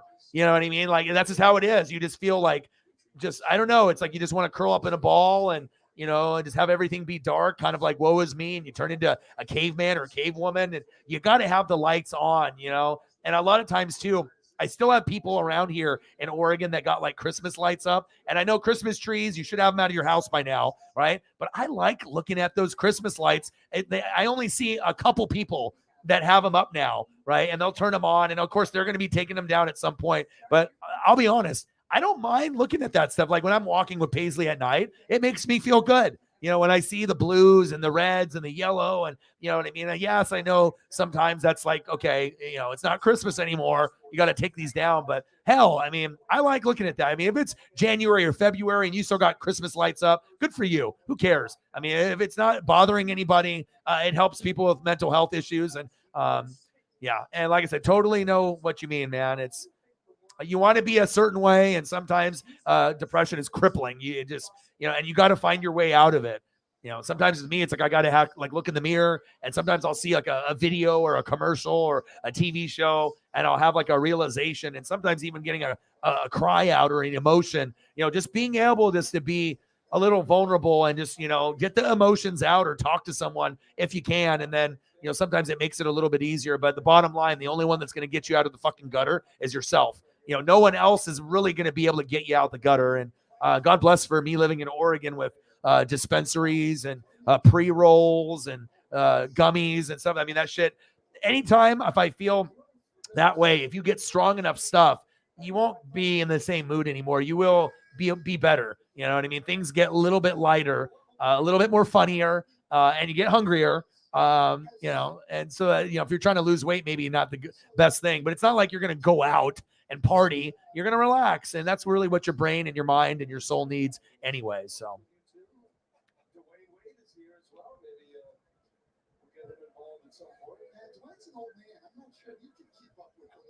Yeah, I mean, you have to look at the little things, and like I said, I've already felt that there's, certain things that make people happy. And for me, water and being able to see, those type of views, that's why when people, fucking break down, they go to the beach or they go somewhere to get away for like a mini vacay for like a day or two. And for us, we have the, Pacific Ocean, we got the coast. So people go to the coast and they go to the beach and, they stay, in like a little hotel or room, that they have there. And you can eat some good food, and it really does revitalize you. And I don't know if it just, something through our ancestors and the connection to us and water, but it is one of the single keys that can cure your depression and your anxiety. But it just depends if you have a body of water close enough for you to get to. But I know it's really healing for the heart and the soul and the mind, because anytime I've ever been in a low spot, did the whole trip, after that, I'm good. You know what I mean? And sometimes even going for just a day, you could be good for a month or two after that. I mean, sometimes it won't last as long, but a lot of times those good memories that you have, and obviously getting sun, getting exercise, eating right, maybe cutting back on the booze and the liquor, just finding ways, little things for little wins in your life. And also being able to talk and spend time with people where you actually enjoy being, where you actually have a connection and a vibe. Because as you know, and I know, just because we have friends that live in our hometown state, that doesn't mean that they really know us that well compared to others. It's like, I got a couple people here like Preston and Justin that I would hang out with. But other than that, those are probably the only two people I'm hanging out with. I mean, I'm hanging out with Paisley and you guys more than them. So, and you just got to be able to check those things off. And that definitely helps. At least that's what I do. So. Oh, I bet. Well, plus Seattle is more your style. I think, more of what, the Seahawks, what you like, just the history, the passion. And obviously Seattle is going to be a little bit more laid back than LA. LA is like, everything is expensive. Go, go, go, go, go. Seattle's more like, it's a little bit more rainy, a little bit more cloudy, a little bit more laid back. And it's just more of like kind of a laid back, chill atmosphere, kind of like Oregon. And then LA, I mean, it's just like go, go, go. Everyone, it's got so much money out there. Everything is expensive. It's just like everything is going really fast. So if you already got like anxiety, LA is not the place for you, but if you, go to like Oregon and Washington, I think it's a little bit more, suits your personality probably a little bit better too. All right, let's try to get some photos up here for Eagles John. What do you want to see, Eagles John? It doesn't even have to be sport related. Let me know what you want to see. I appreciate your support to the channel as always. Megan as well. Anyone that ends up supporting it, it really does help. I'll throw up a couple Eagle players just while I'm waiting on your answer. Even if you don't want any pictures, I mean, I'm still going to throw up at least a couple. Well, we want to make sure we get at least a little Eagle representation. I mean, shit, you guys are the best team in the NFL. You're in the NFC Championship game. We might as well be able to look at you guys and see what you guys are about, And even the strongest people, like if you're the strongest person, in your friend group, typically, though maybe the people come to you for advice. Maybe they do, maybe they don't. People come to, open up, and, there's always certain personalities. Like, obviously if you have an empath personality, or if nobody even comes to you for advice or anything like that, it's just one of those things you just have to know how your mind and your body works. And you have to be able to go with the flow of things in life. And I think like, I think everyone, once you get to a certain age, what's going to put you in trouble or not. And obviously with alcohol, with people that do that. And obviously I'm not really doing that anymore. I know Eagles John does and a few other people don't, but it's like, if you go down the alcohol path, alcohol will get you in trouble. Weed doesn't get you in trouble. You just have to be able to understand, if you do certain things, it's going to lead to bad decision making, especially with alcohol. Alcohol will get you in trouble. That's facts. Brandon Graham, great choice. All right, so I got the Jalen up for you. Let's keep that up. Let's get some Brandon Graham up. Good choice, brother. Dude, I can't believe I have a new phone. This is like so weird right now.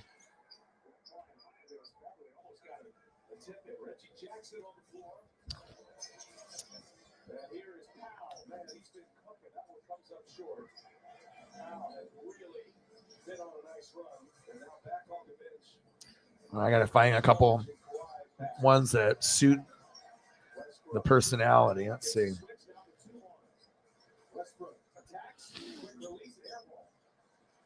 Westbrook with an air ball. What's new?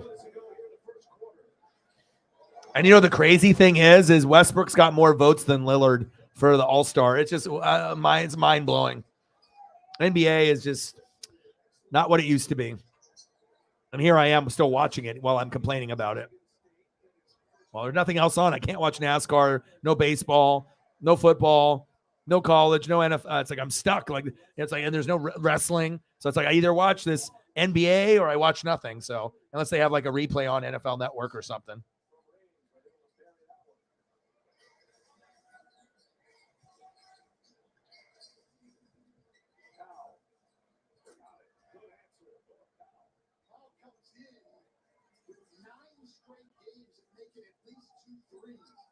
It's funny that some people thought the Giants were going to actually compete and win. I was like, I knew that shit was going to be over. And I had a feeling it could be over in the first quarter because we even talked about it. I was like, what happens if it ends up being 21-0 in the first quarter? And they literally were just mollywhopping them. Just like I thought the game possibly could go because, I don't think anyone in their goddamn mind thought Saquon was going to run for 150 and 2 touchdowns against that defense. But, some people have blind faith. And I think most people, though, let's be honest, most people thought more than 7 points. That was shocking. You know what I mean? You winning, that wasn't a shock, but how you won, I think, just to really cement, hey, we are better than you.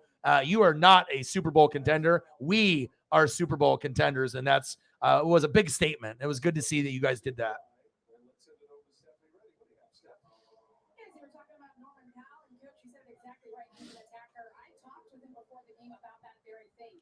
Yeah, I appreciate that. And I think that's why people do donate, you know what I mean? Because they know, what I am trying to do is genuine. It's real. I don't have the big numbers like the big channels, but it's like at this point, I don't really need it. Sometimes having that intimate conversation, it's like, having a concert, with a ballroom with 1,000 people or in a big ass stadium with 100,000, the vibe is going to be different. And it's just nice that even though at one point we will have more in the room and more subs, you just want to have the right type of people because we've already seen when the wrong type of people come in here, it's like you're either going to be a fit or you're not. Other channels will be more lenient and they'll let you be an asshole and say fucked up things. And, some people only want the subs, even if the people are toxic, because that's all they care about. They care, even if the person's a piece of shit, but they just want numbers. And I'm not that way. I would love to get, higher on the, pecking order, and move up from, 20 to 21 to 22 to 25 to 30 to 50 to 100. Of course, I would love that. And of course, I would love to have 50 or 100 or 1,000 at one point in the room. But, everyone's journey is a little bit different. And just to be able to help people with things and, also showing my, my range that, I can do football, but I can do a lot more. I feel I'm the most versatile YouTuber that's out there on YouTube or Twitch. I really feel that no matter what the topic, with the people that we have in the room, with you guys and me, I feel that there's nothing really that we can't do. I feel that, you give me enough time, I'll learn more about hockey. You want to give me a little bit more time, I can learn about soccer and football. But besides those two, I feel I really have a good pulse on everything else. And a lot of people, on YouTube, they stick to just one thing, NFL, their team, and maybe the matchups on Monday night, Thursday night, Sunday night, or maybe they only do their team's games and talk about their team or their sport, but we definitely, I think that some people see it, and I think they're threatened by me. You know what I mean? But again, I'm nowhere near, the bigger numbers of the bigger channels, and that's okay.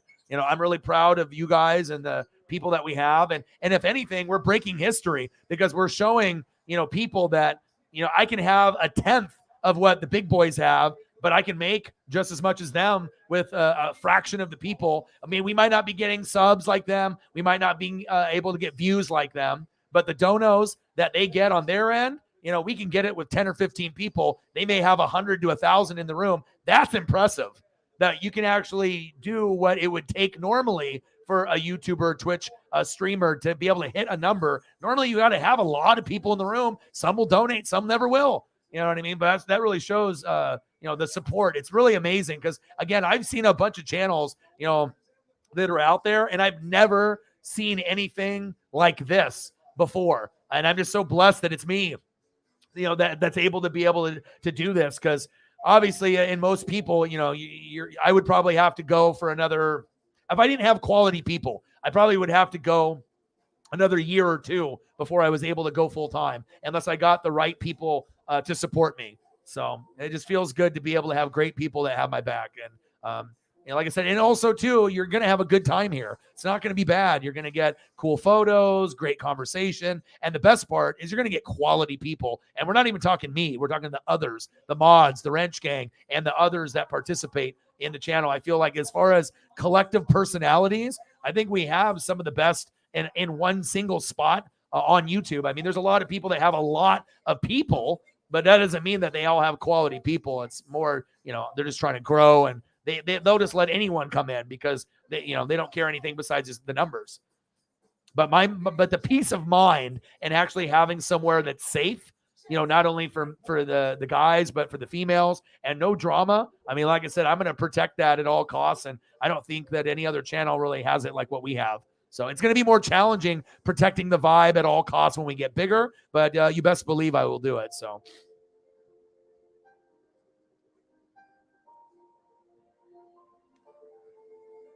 Yeah, things will get better, bro. Promise you that. You know what I mean? Like, I'm an empath, you know what I mean? Like, I got kind of more of a female brain than a male brain. A lot of sympathy, a lot of empathy, try to put myself in other people's shoes. And, things can get tough, but if you can surround yourself around good vibes, you'd be surprised on what different outcomes can happen. So, yeah. Truck driver. I respect truck drivers. I know a couple people. Well, I used to unload trucks at the Saw warehouse. Just, I was full. It took me 10 years to go full time, but the last job that I had, that was the one. And it was a good paying job, but a lot of physical work. It was me and like four other dudes, or four or five, depending on the day. And we had to unload 40-foot trailers from the front to the back with like saws or saw accessories. So the lightest thing that we would unpack would maybe be 10 pounds. The heaviest thing would be like 300 or 400. It would take two people to lift the saw. And then, once you got one out, then you had to do like a swinging motion like this. Right? So you're doing it together in unison because it's like 300 pounds. So you're like 1, 2, and then you just boop, and you have to like throw it at the right angle, and then it goes on the second level. And these boxes were pretty big. They would stack them three high, and then you'd have to strap them together and do all that shit and move them. And the unloading, and imagine being inside of a trailer when it's summertime. It's like 120 in there. You're sweating like a motherfucker. You can't stop because the driver's got to leave and go and, obviously, get that empty crate, go to the next one and do their next job and whatnot. So it's like a lot of pressure, but man, I mean, the job was really, really tough, but it got me in good shape. But a lot of fucking work. And yeah, I got a chance to talk to a lot of the truck driver people and stuff. And man, I mean, I don't even know how certain people do it. I mean, some people have a hard time driving a little ass car. Imagine driving something that's like the length of like 15 cars and not wrecking.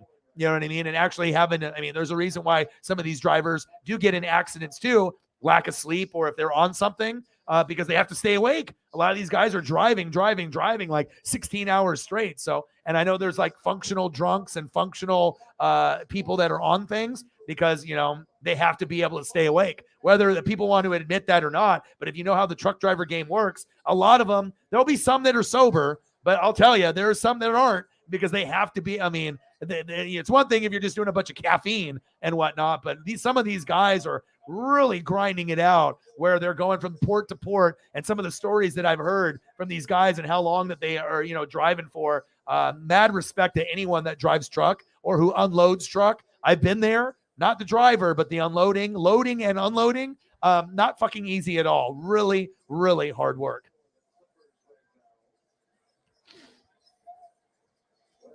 Yeah. Well, you just want to be hot and healthy and go 4-0 in December. And it's like you did really, really good. And then in November, December, when you want to be hot, that's when the injuries came. But they were minor. And at least we got Jalen and Lane, and that was the main two. Because if those guys are not 100%, then there's going to be a liability, and it's going to make it harder. So at least it looks like they're as close to 100% as they're going to be. Maybe they're both 90, but 90 is good enough as long as they're not like really, really banged up. So.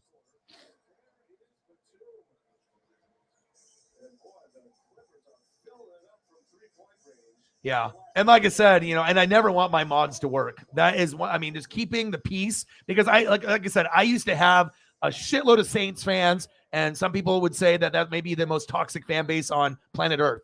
And some of them were cool with me because they were like, wow, this fucking Buccaneer fan is not like a typical Buccaneer fan. He's actually like complimenting and saying like, the good things. Of course, I'll call out the bad things, but I mean, I'm not going to hate on, Drew Brees or, some of the key guys that they have that are actually good. But sometimes when you're, rivals, the rivals don't want to give credit to any player besides the ones in their own team. I get it, but it's one of those things you got to be able to keep the peace. And certain fan bases and certain people, sometimes they mean well, but others are just natural born trolls, natural born just shit talking individuals. You know what I mean? Keyboard warriors don't know when to stop. And sometimes even if someone thinks that they're just like joking around or having fun, it can ruin the whole mood of everyone in the room. And then if you get people leaving, it's like you can cost people subs, views, donos by just having those people in the room. So, even if I had someone that was like rich and I was missing out on hundreds of dollars every day,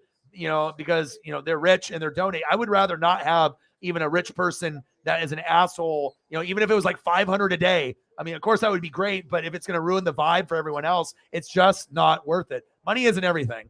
Of course you need it to be able to survive, but you don't, there's limits, on what really will make you happy. And if anything, it's always really been for me, not about the donos for myself, but getting them so that way I can give cool gifts back to you guys. But yes, I think so.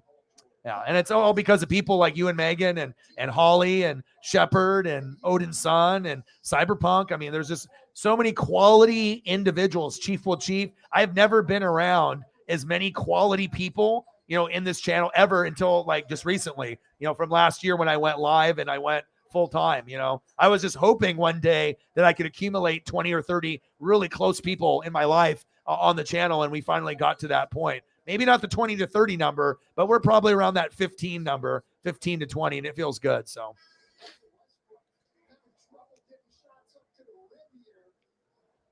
appreciate that. Yeah, just grinding. Yeah, quit.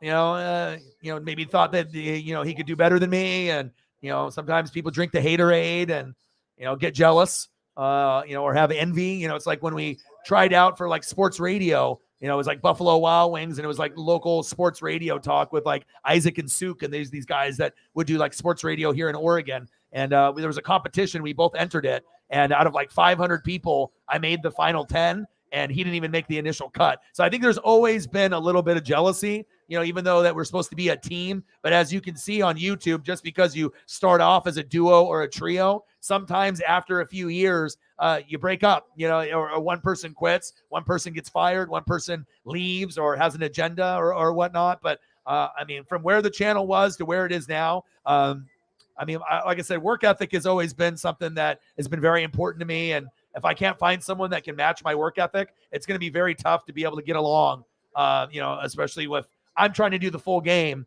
and someone's trying to leave at halftime and then wants me to compensate them for third and fourth quarter stuff when they're not there. And that doesn't make any sense because I know you guys wouldn't. It's like, oh, you got a couple $100 in the third and fourth quarter. Yeah, I should get half of that. Why? Were you here? You know what I mean? So things like that. So and sometimes, things are meant to be broken, and sometimes it's a blessing in disguise. And for me, I didn't fire anyone, so I have no guilt on my end. So if someone walks out, all the guilt and the blame and everything is on them. You know what I mean? Because I didn't fire. Now, could I have said this is done? Of course.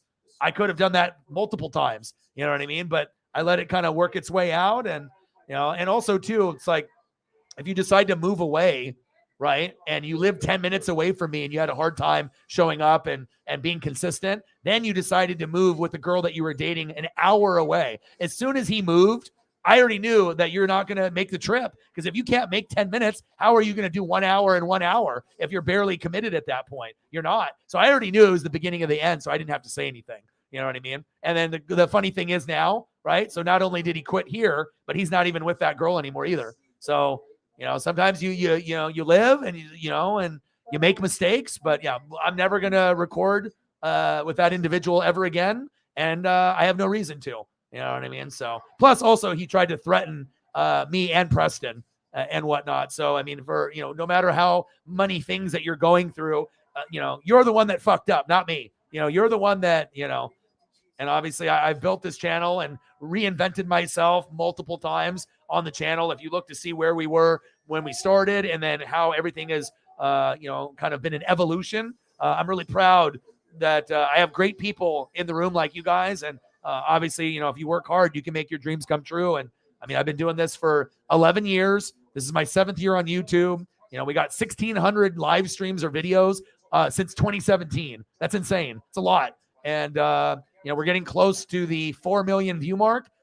Down the road, we're going to hit that. I mean, if I could get better views, we would have already been there. But we're slowly climbing and getting to that point, 3.6, 3.7 million views. And we'll get closer to 4. But, yeah. Everything happens for a reason, though.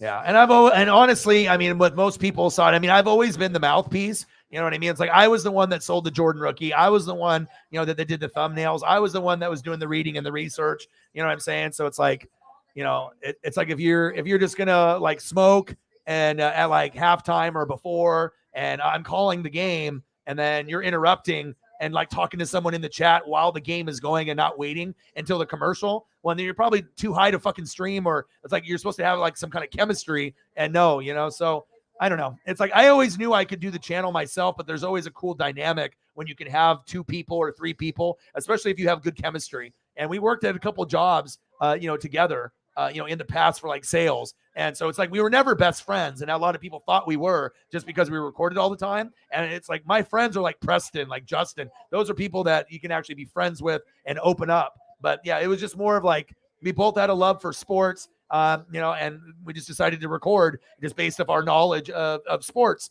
and, and NFL and whatnot, and went that route and sports in general. But sometimes, just because the love of sports, sometimes it's just not meant to be, you know what I mean? And, it is what it is. But I'm genuinely, I have no regrets. And I really am happy of where the channel is now compared to where it was. So.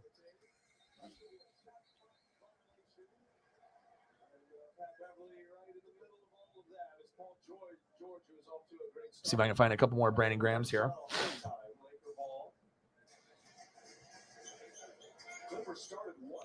And if anyone else has anything they want to see, I'll check Cash App and some of my other stuff.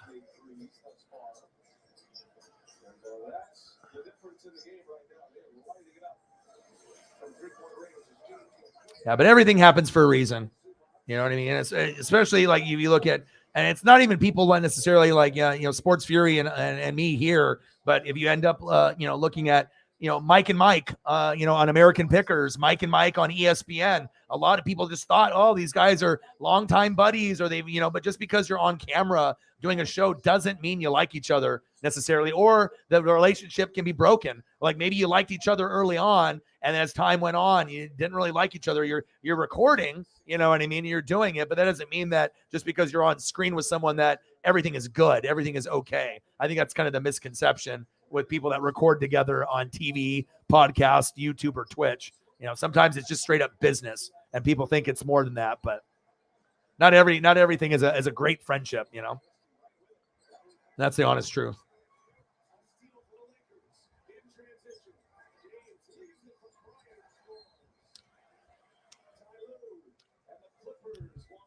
Oh my God, brand new phone. I don't even know what to do with myself right now. And it actually like recharges really quickly. Like I don't have to wait forever. It's just like it was taking so long for like shit to work, and it's just nice to be able to have a phone that charges quickly and it works like everyone else's instead of just having this like crappy ass old phone that I needed to upgrade for like a year.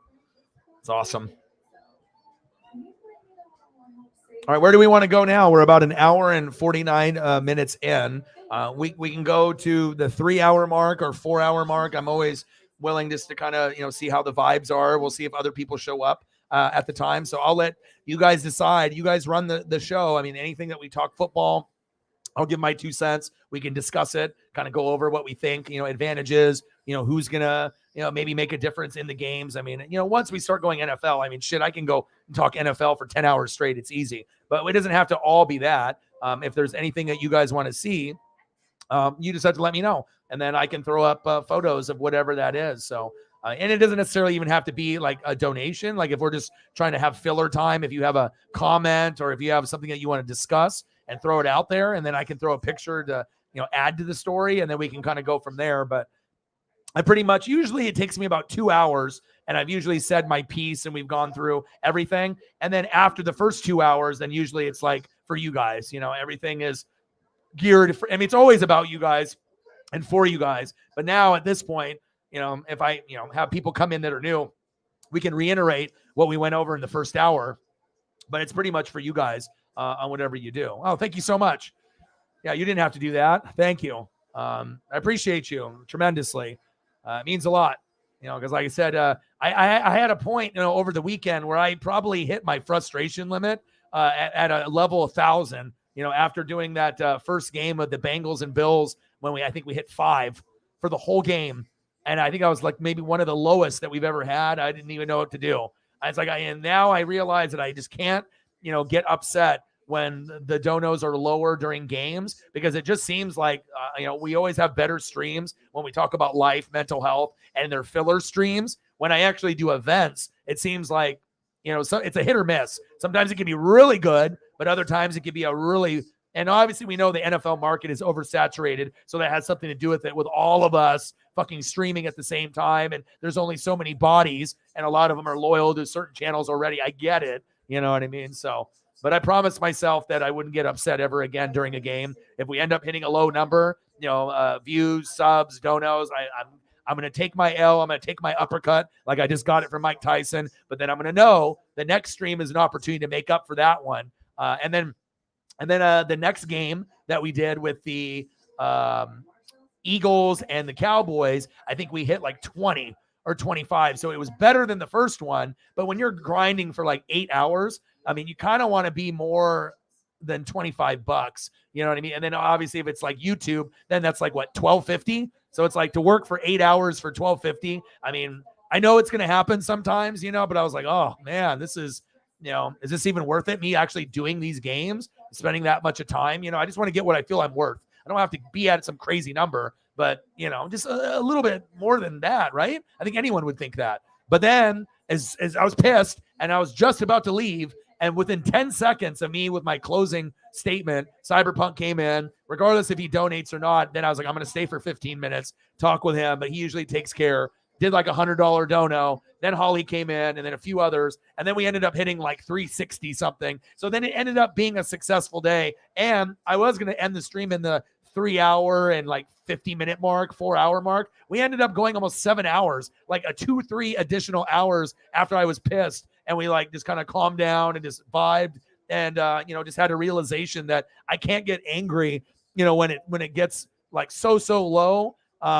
I think it is also too, it was like the one dono was from Sarah. I think that was that, because if she didn't do anything, then it would have been a 0. So I was just like, I was like, what, it makes you kind of like, okay, is this even worth my time to do this? Or should I just do like a regular stream later and maybe we'll get more people that way? Because just with the prep and, doing all the photos, it's like, a 4-hour game for me, it'll be 5 hours because I have to prep for an hour. So that's a lot of time and effort that's, put in. And of course, I know I don't have to do, as many photos or the photos or do all the extra prep, but that's just what I do. So, but it ended up working out. And We have great people in this room, and I appreciate you tremendously. And like I said, you never know. But it's funny too, because every big record-breaking stream has never been a game. It's always been the mental health, the freestyle. We're just, I drink beer, we talk NFL. Like back in the day, it's always been like a Monday through Friday where we're just chilling stream, and then those end up being the biggest ones. So, you got to put that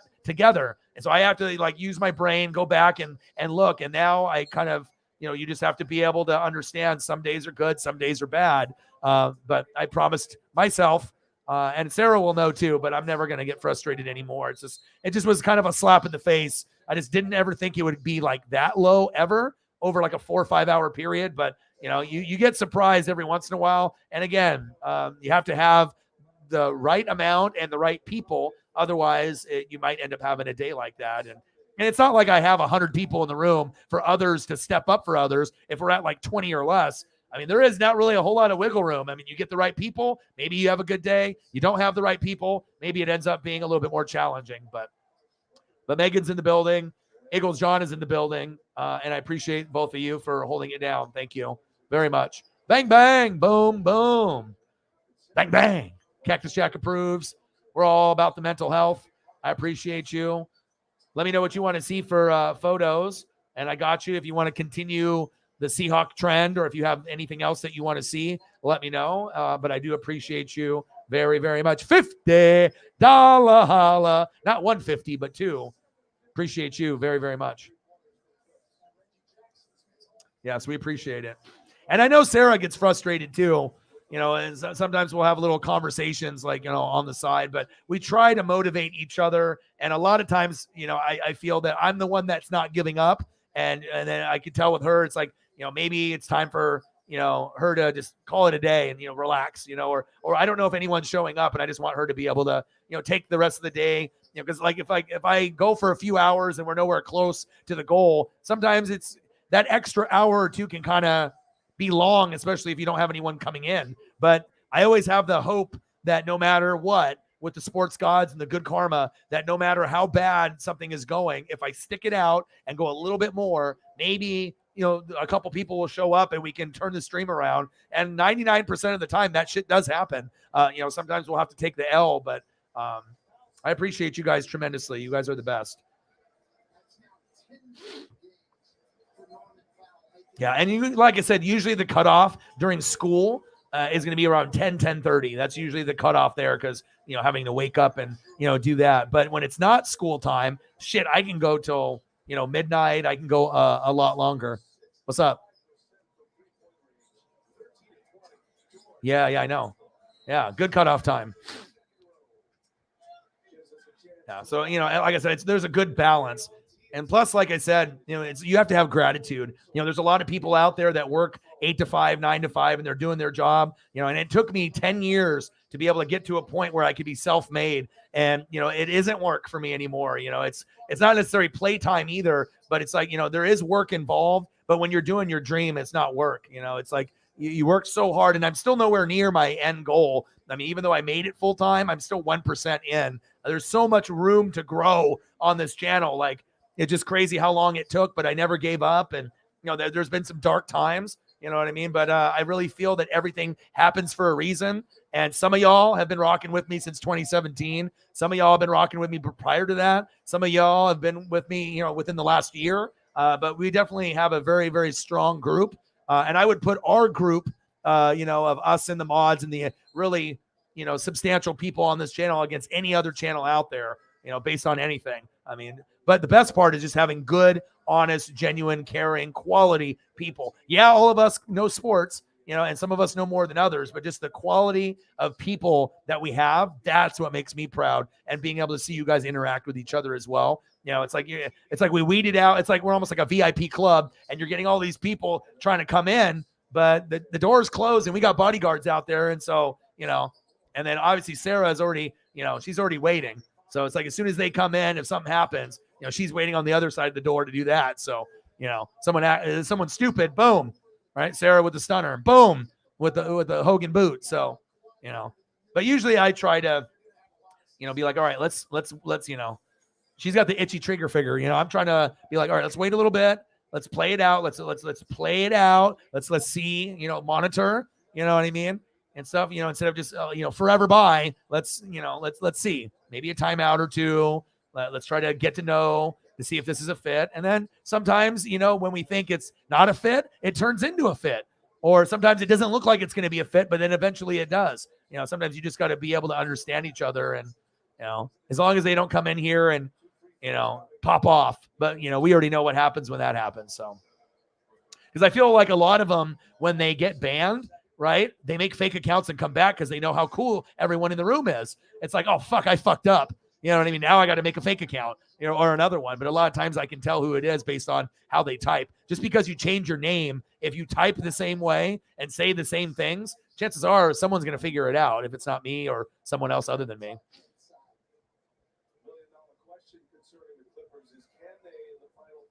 Yeah. Oh, no worries. No worries. I mean, like I said, when people do nice things for each other, it's the gratitude thing. You're more likely to be able to spend time with people and being able to support people when you felt like you got something support back. And that's the reason why I thought it was special with the 12 chain, because you were only going to be here in the United States for a short period of time. So I had to kind of hustle a little bit and talk with my buddy. But I knew that if I could talk to him and we could make it happen, that could be a really cool, unique thing that not only you could have at the game, but you could bring it back to Australia. No one else is going to have one. You're literally like a one of one. You're going to be like one of two people. The only person in Australia that's got one. There's another one guy that's got it here in the Northwest, and then that's it. As far as I know, there's only two. So pretty cool. But like I said, anyone that's willing to do, above and beyond 50, 100, 200, 3. I mean, the least I can do, because you're already on top of the jerseys. Like, I'm a Jersey guy, you're the Jersey girl, and we're not talking Jersey Shore. We're talking NFL jerseys, right? And so getting something like that wouldn't make sense because you're already buying those things, trying to get something unique and special. Sometimes it just, I was thinking, okay, I was already doing the giveaway for the duck chain, but I was like, you're not a duck fan, USC. I could always see if he can make me, some kind of custom, a custom one, like with the Seahawk logo, or, obviously you got to be kind of careful with like copyright and other stuff like that. And you can manipulate little designs and little things like that as well. But the guy is very, very talented with his metal, working. And like I said, there's a lot of chains that you see people wearing, like even my Mariners one, but the Mariners one isn't metal. It's just like foam. So it's like, I need something that's a little bit more hardcore. Like the chain part is really, really heavy, more heavy than my duck chain. The Mariner one that I got with the chains, it's like a fake chain, but it's heavy, right? But then the piece is just foam and it's only one-sided. I want like double-sided metal, or at least one-sided metal. It's just nicer, just like the duck chains is just, no one wants to be rocking the foam because who knows if you're drunk or if you're clumsy and you stumble and it rips, then there goes your, but they don't cost too much. They're usually like $30-$35, but still, I just want something that's stronger than foam as far as like the logo. So if you guys have seen those Mariners, Blazers, all the different teams, or the Chiefs ones, or, you're seeing people wearing them, chances are it's like a cheap version. It's just like a foam. It looks like it's metal, but it really is foam. Unfortunately, I was doing some research and I was like, come on, man, there's got to be others out there that are better quality, but yeah. No worries, Jameson. You always do what you can. No worries. No worries. Yeah, well, there's so much competition. And again, if you have like almost 20,000 and they're giving notifications to 10 people, out of 20,000, that's fair, right? So, but again, it just seems like, with the NFL, they only promote like the big boys, like 2 or 3 channels, and that's it. And then it's just kind of a free for all for everyone else to kind of find the scraps if you can, and then, if that's how it's going to be, if I have to be known more for mental health or NASCAR or baseball or wrestling and not as much on the NFL side, so be it. Because obviously the NFL fans are not doing me any favors and YouTube isn't doing me any favors, at this end. But I do know that if I could actually get in front of some of the big boys, fan base, and they came here and saw what we do, I think a lot of them wouldn't necessarily leave the stream that they're a fan of, but they would spend time here. They would spend their time instead of 100% there. We would get some people that would spend 50-50. And that's all I want. I want an opportunity to be able to get in front of those people that if they think that this person is the best streamer, I think there's a lot of people that they don't know who I am. They know about some of the other people that have 100K, 200K, 300K, but just because I'm at 20 doesn't mean I'm shitty. You know what I mean? Because I honestly feel that I can be on that same level or higher than those guys. You know what I mean? It's all about the, person you are, your character. And none of those guys on YouTube can match me one-on-one for knowledge or, going over the teams or anything. It's not even close.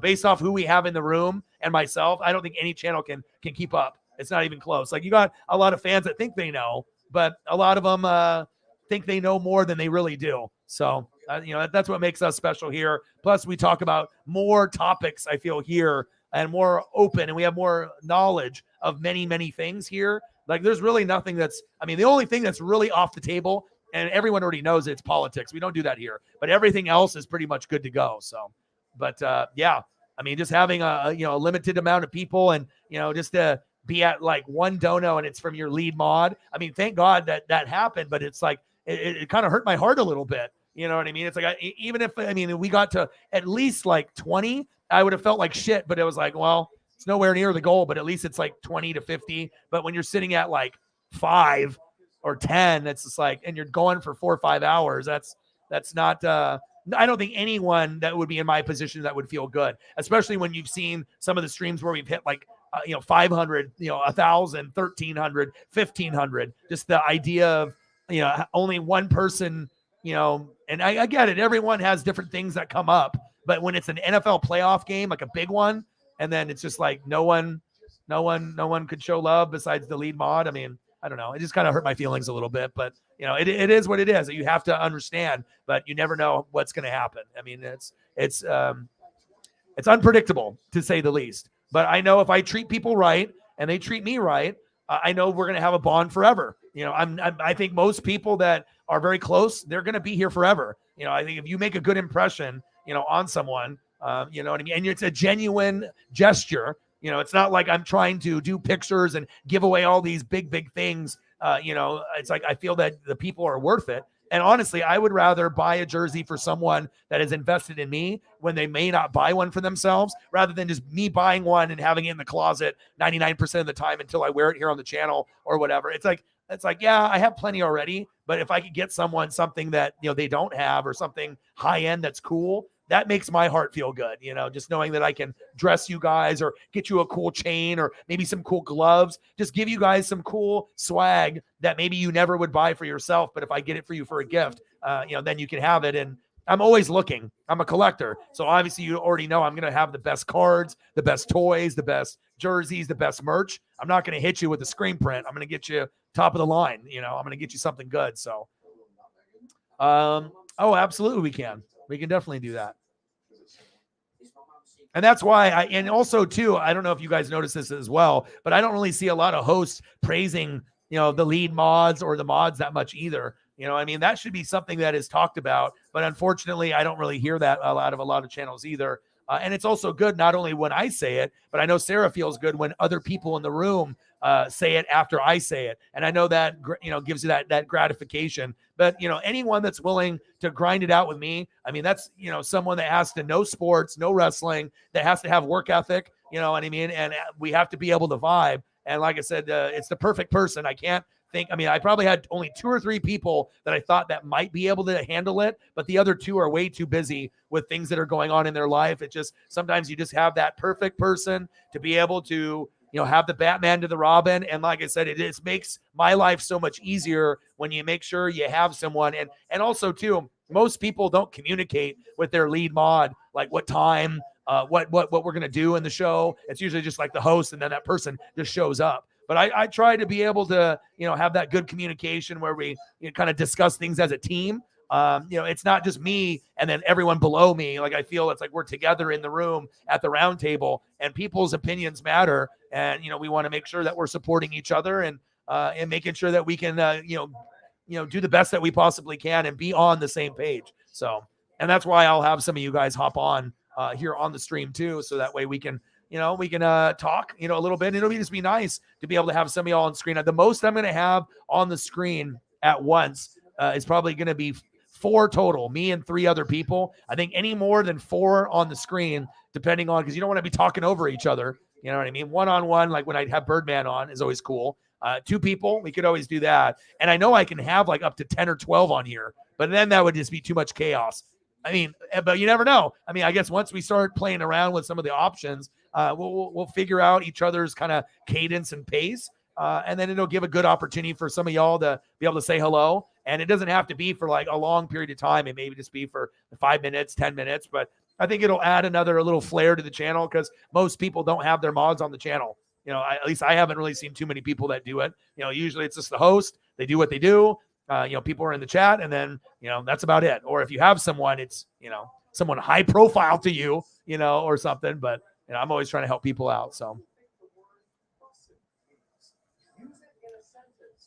yeah, I just try to be honest. You know what I mean? Because like I said, if you make people feel appreciated, and I've been in a business where I've seen people be assholes, and be rude and not show gratitude. But if you want to be a good boss, you have to make sure that you get treated the same way that you would want to be treated if I was lead mod, or if I was just someone that was in the show, if I donated or not. You just want to make sure that you feel that everything that you're doing, that, how you would want to be treated with a thank you, or, or recognition or a gift to show that you're doing a good job. I just try to set the standard here. And I think the bar here is higher than any other channel.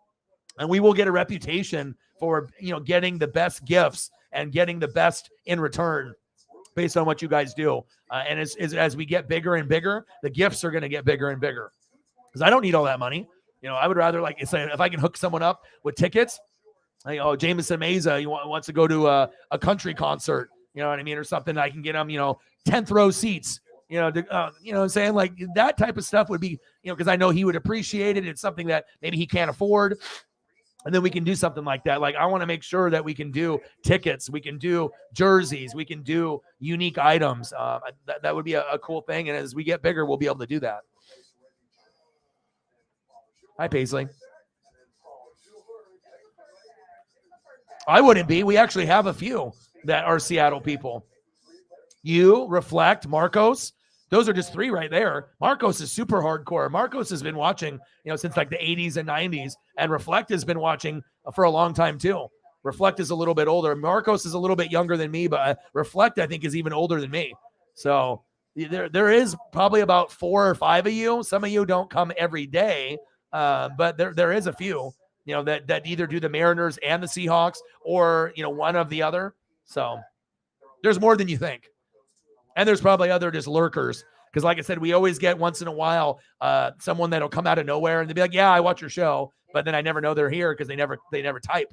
If they're on Twitter, they can't type or donate. And if they're on here, I see a number of supposedly how many people are in the room, but I don't know who's in the room. Sometimes you might have a Peter Schrager spying, seeing what we're doing, or someone from EA Sports, or, someone from another channel, another host spying, seeing what's going on. I mean, like I said, it's not like it shows all the individuals. It just shows the number. You can always look to see who comments and then figure out how many might be in here. But again, the things, you can't really tell if someone stays, someone goes, it is what it is though.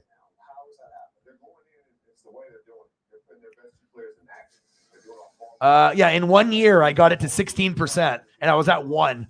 And I had most of my fans were like 18 to 24, 18 to 30. Now it's like 50% over 40 years old, 40 to 90.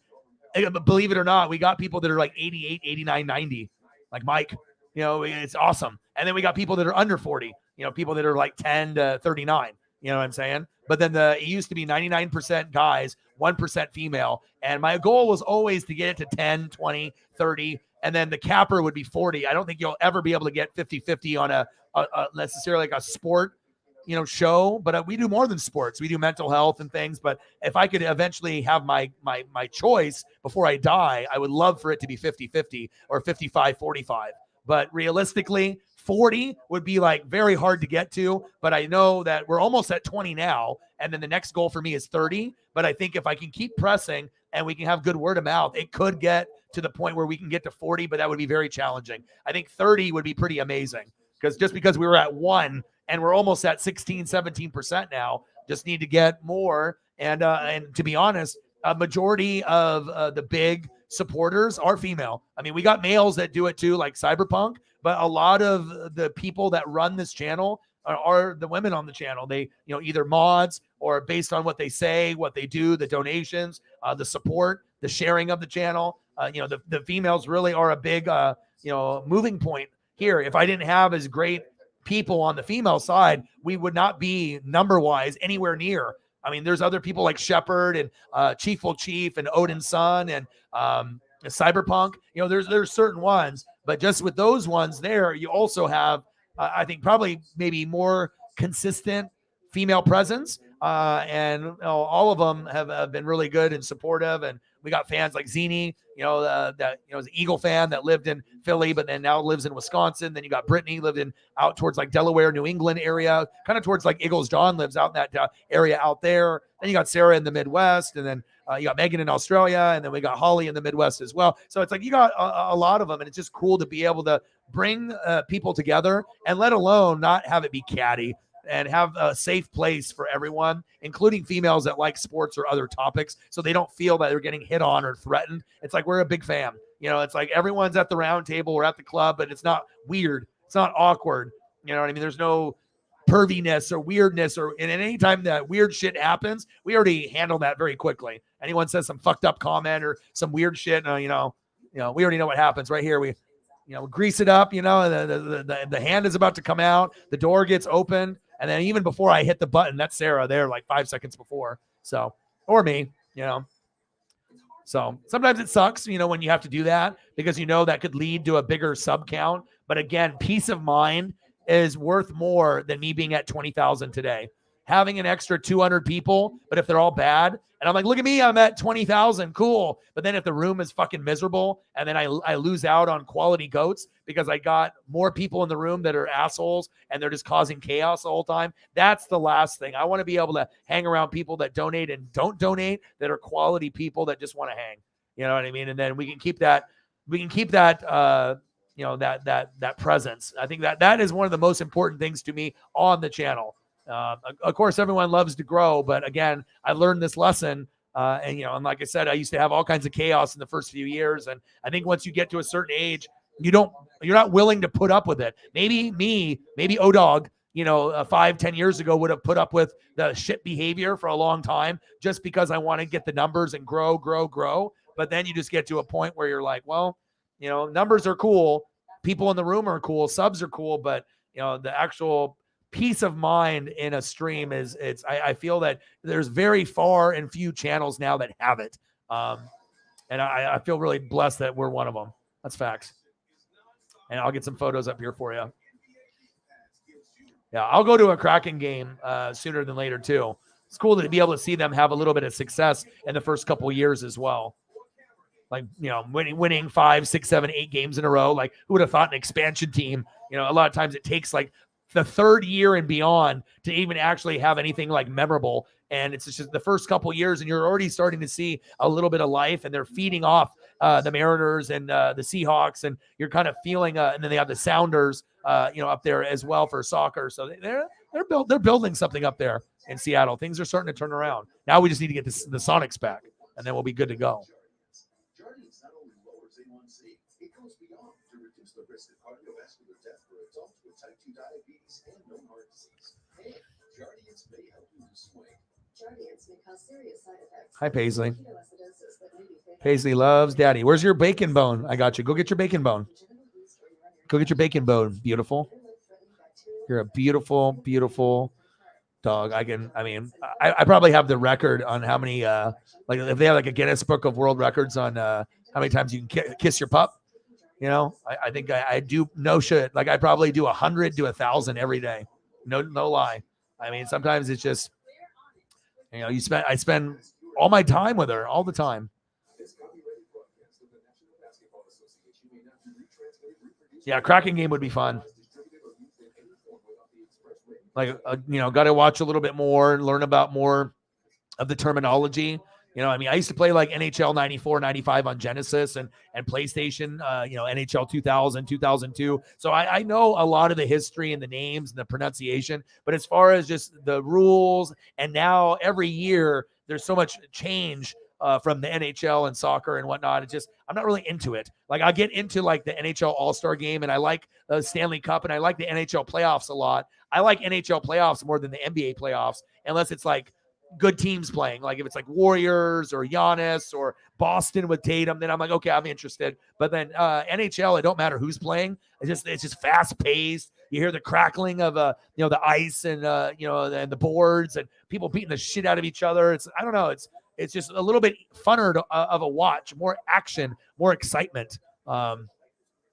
Yeah. And like I said, when you go in person, I've never been to an NHL game in person yet, but I've been to the Portland Winterhawks, which is like, the level below. And it's awesome.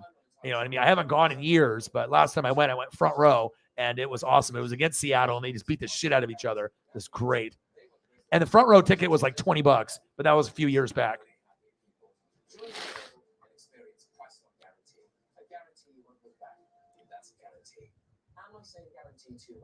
Yeah, I would never worry about anything on that side, Jameson. Just being able to have you, be able to gain more friendship, with not only me but other people in the room. Like I said, not every single person is going to have a certain type of job or finances. Everyone is different. Everyone's going to have different things that are going on, and certain people, that are, able to do the bigger amounts. You know what I mean? Like they're going to be able to do it. And then, you'll have the other people that do a consistent 1 to 10. And that's awesome, because you have to understand there's so many people out there that will never donate to me. And whenever I get someone that donates for like the very first time, or or they, one of the first times they've ever donated on any channel before, if I'm like the first or the first here and they've donated on others, it's just, it takes a lot for someone. You can like someone, but if you want to sub to someone, you have to love it. And then if you share their stuff, you love it. But then like the ultimate sign of like gratitude and appreciation, if you can, swing it, is obviously supporting the dream. Especially since this is like, the full time and whatnot. And it's just great to be able to have everyone. Everyone is in a different situation, but everything that you've ever done, Jameson, has always been appreciated.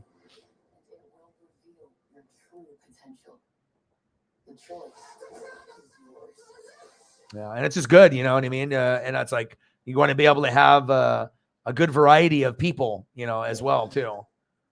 We got men, we got women, you got, you got black, you got white, you got Asian, you got Mexican, we got guys, we got girls. It's a really good collection. And it shows you, I mean, we can have a little bit of humanity left. Like sometimes it feels like humanity is dead. Like good behavior and kindness is dead from like a lot of people. There's a lot of liars and there's a lot of just shit behavior and bad people out there. But when you can find good people, it does restore a little bit of faith. Not everyone is going to be like that, but definitely you can feel, a little bit of faith, especially when you have a good group of people like we do here.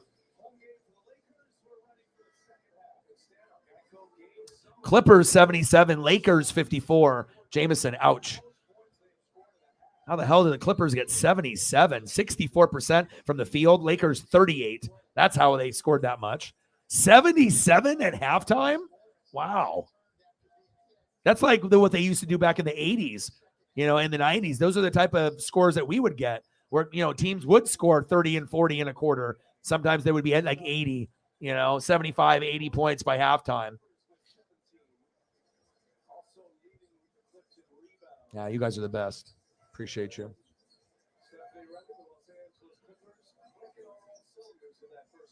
Yes, despite Morris being absent, Coach Wright on target as usual. He will not return because of a great contusion. Subats gets inside the score. They see the leading stats man for the Lakers. Yeah, if anyone wants to put their teams that they represent, not only do I already know these things, but then it also will let the people in the room see who you like, and obviously they will remember. And like I said, when someone likes someone or something, you start caring maybe a little bit more. Like you already have your own favorite team and favorite players, but with all the reading and film and stuff that we're doing, if we see something that we come across, sometimes instead of seeing the team, we see the person. We're like, oh, that's that person's favorite team or player. At least that's what I do. I associate a lot of the stuff that I see based off you guys. If I know that you guys like these things, then I get a little bit more interested in those topics because I know you guys care about them. And I know you guys probably see that as well. Like I imagine a lot of y'all, if you think Oregon Ducks, you probably think me, or maybe Tampa Bay or Seattle Mariners or Griffey, but there's just going to be certain things that, you'll connect to certain people. That's facts.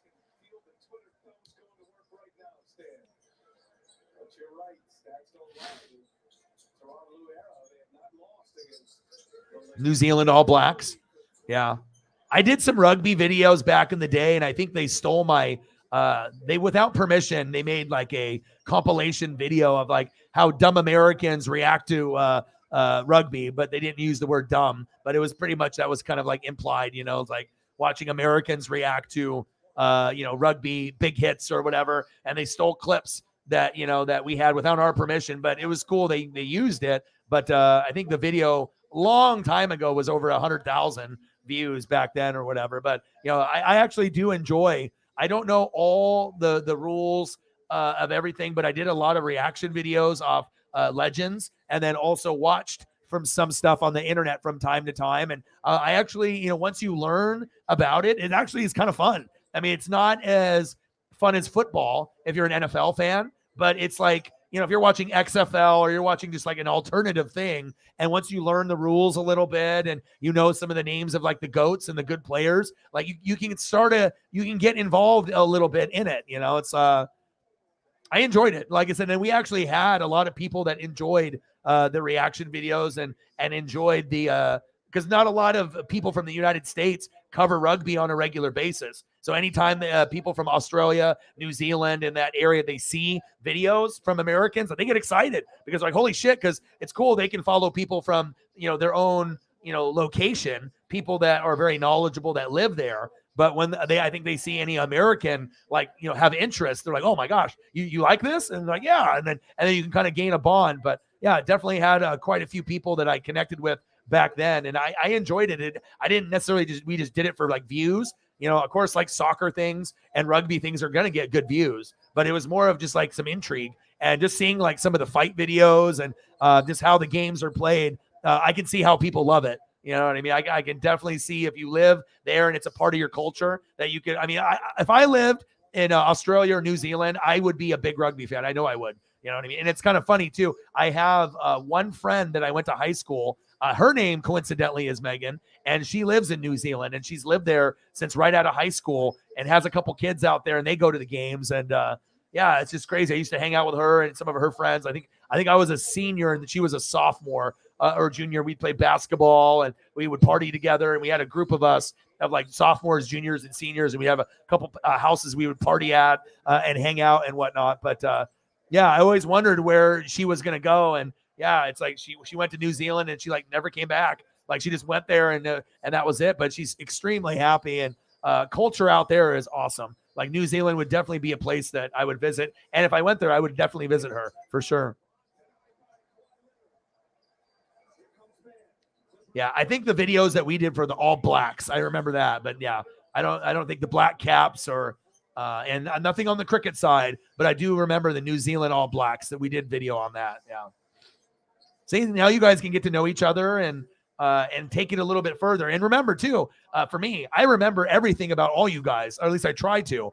So there's a lot of things to remember, depending on how in-depth we get. Music, TV, college teams, food, all the things that people like and dislike. And if you care, then you'll remember. And like I said, for me to be able to remember many, many, many people, it takes a little bit of time. But, if you do care, then it kind of comes second nature too. So 80s metal. Who is your favorite 80s metal? See, and this is and just doing something like this can lead to photos and lead us to do, topics like this, so anytime things get a little slow, people can do this. And then all of a sudden we're going to get something out of, 6 or 8 people or 10 people giving me all the shit that they like. I imagine that's going to lead to something at the very least. So I won't lie. Back when I was younger, with like the Britney Spears era. I mean, I had the NSYNC album. I had the 98 Degrees album. I had the Backstreet Boys album. I did a little bit of everything back then. I had Green Day, Aerosmith, lots of rap because I consider me more of like a hip hop person. So I did the Tupac. I did the Biggie. My first CD was The Chronic, Dr. Dre. So that was a good influence on me, right? Dr. Dre, The Chronic was 1990. I'm 10. I'm like, oh, this is awesome. I already knew where I was going. And then when I was 12, it was Snoop Dogg, Doggy Style. Then that was like mind blowing. I'm like, oh my God, I'm going to love rap and hip hop for the rest of my life. But I first got introduced to Young MC and Vanilla Ice. So first it was Young MC, Vanilla Ice, and I had friends record a tape for me because I was too poor to buy a tape or CD. So they would get a blank tape and then they would, make me a tape, and that's where it started, radio, and then that. And then I was like, I need something a little bit more, you know what I mean? And then it went Dr. Dre, The Chronic was my first CD ever, right? Amazing album, even to this day. Front to back, you can listen to it. Doggy Style, Dr. Dre going to Snoop Dogg, right? And that one is easily, you can listen to that album full, very iconic. Then my third one was Tupac, All Eyes on Me double album. Mind blowing. I just went from Dre, Snoop to Tupac. And then I went Biggie for like the East Coast vibe. You know what I mean? And some of my favorite songs of all time are Biggie songs. I'm a real Biggie fan. And then Eternal 1999, Bone Thugs and Harmony, their debut album. That was my fifth album. So of course, if those are my first five, Dre, Snoop, Tupac, Biggie, Bone, I mean, I got a pretty good reference and backbone of music. And then I went and did some further stuff, in the 80s that I would listen to, and then other stuff in the 90s, and then underrated stuff like Tech 9, E40. I like underground stuff as well, but to kind of give you the background. But that's where it kind of started for me. And obviously, if I was born a little bit later, then there would have been more rap stuff. But I mean, I was more doing like the cartoons and the toys and the sports card collecting. Like I really didn't get into my music phase until probably third grade, right? Or first to third grade. It was getting there. But then once that Dr. Dre came out, then yeah, I'm not going to say that corrupted me forever, but it was awesome. I was like, I can't believe I have this. I'm like 10 years old. I'm like, oh, I didn't understand everything that was going on, but watching the music videos, it was the coolest thing ever. I was like, this is awesome at 10 years old. So, and I know I'm not the only one. If you're around my age, all of us were in that same kind of boat. So I remember when Tupac died, supposedly all the girls cried on the bus when I was on the bus back in the day. That's another memory I have from that. Oh my God, Tupac died. And then they had the whole Biggie thing too.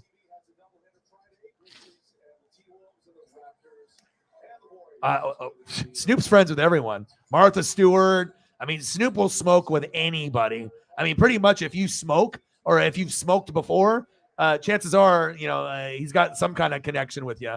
Yeah, but they have some Mount Rushmore, Mount Westmore. So it's they have music with Snoop, Too Short, Ice Cube, and E40. And E40 is my favorite. So you get all four of them like singing hooks on songs. It's awesome. There's like a few of them that are just bangers and stuff. Like Motto, the Motto song is a slapper. Anytime it comes on when I'm walking with Paisley, I almost start like dancing in the street. I'm like, oh shit. I was like, because each person like lays down their own little bars and verses, and those guys are legends. I mean, some of the mumble rap stuff is really catchy.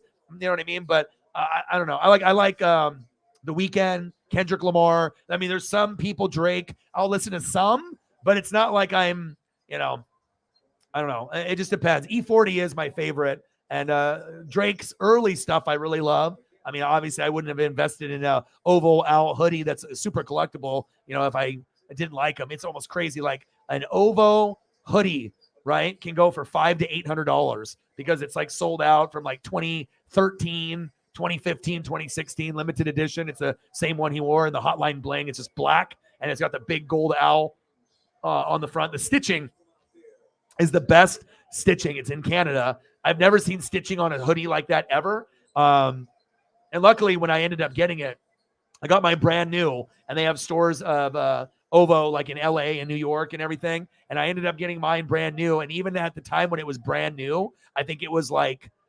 200 or 250. Then it went up to like 400. And even people that have used ones are being able to get 250 to like 500, even if it's used, because that's how fucking rare it is. And people that are OVO or Drake collectors, they're like, fuck it, as long as it's not like tattered up. Some people will still pay the big money to have them. And then they also made really cool camo looking ones. They had like this really cool purple camo one, kind of look like UW colors, like Washington Huskies, and it has like the oval owl in the front, but it's got camo pattern. Some of them are really fire. They have like a gray one and a purple one, and those ones go for like 500, 600. Now it's pretty crazy to think that a hoodie could go for like a high-end jacket, but if it's collectible, it's just like Supreme stuff. I mean, I don't know if you guys are on the Supreme thing, but a Supreme headband could be $300-$400, for a real collectible. Like I got a couple Supreme headbands and stuff, but there's one special authentic Supreme that they run like $300-$400 for just the headband. Pretty crazy. LeBron fell into the first row.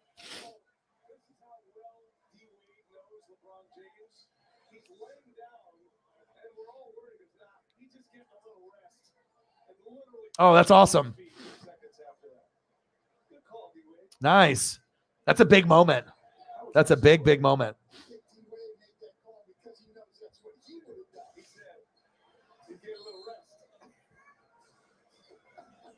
Oh yeah, well, of course, big fan. Yeah, we already know he what teams he rocks with, so.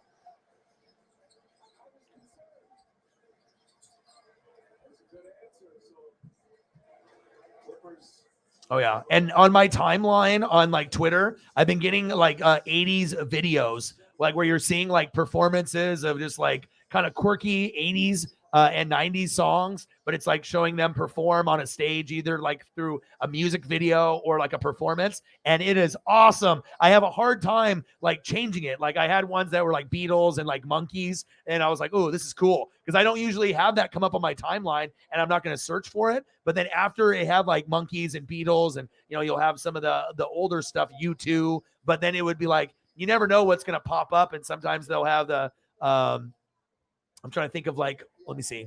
Let me look to see what it is. Hold on.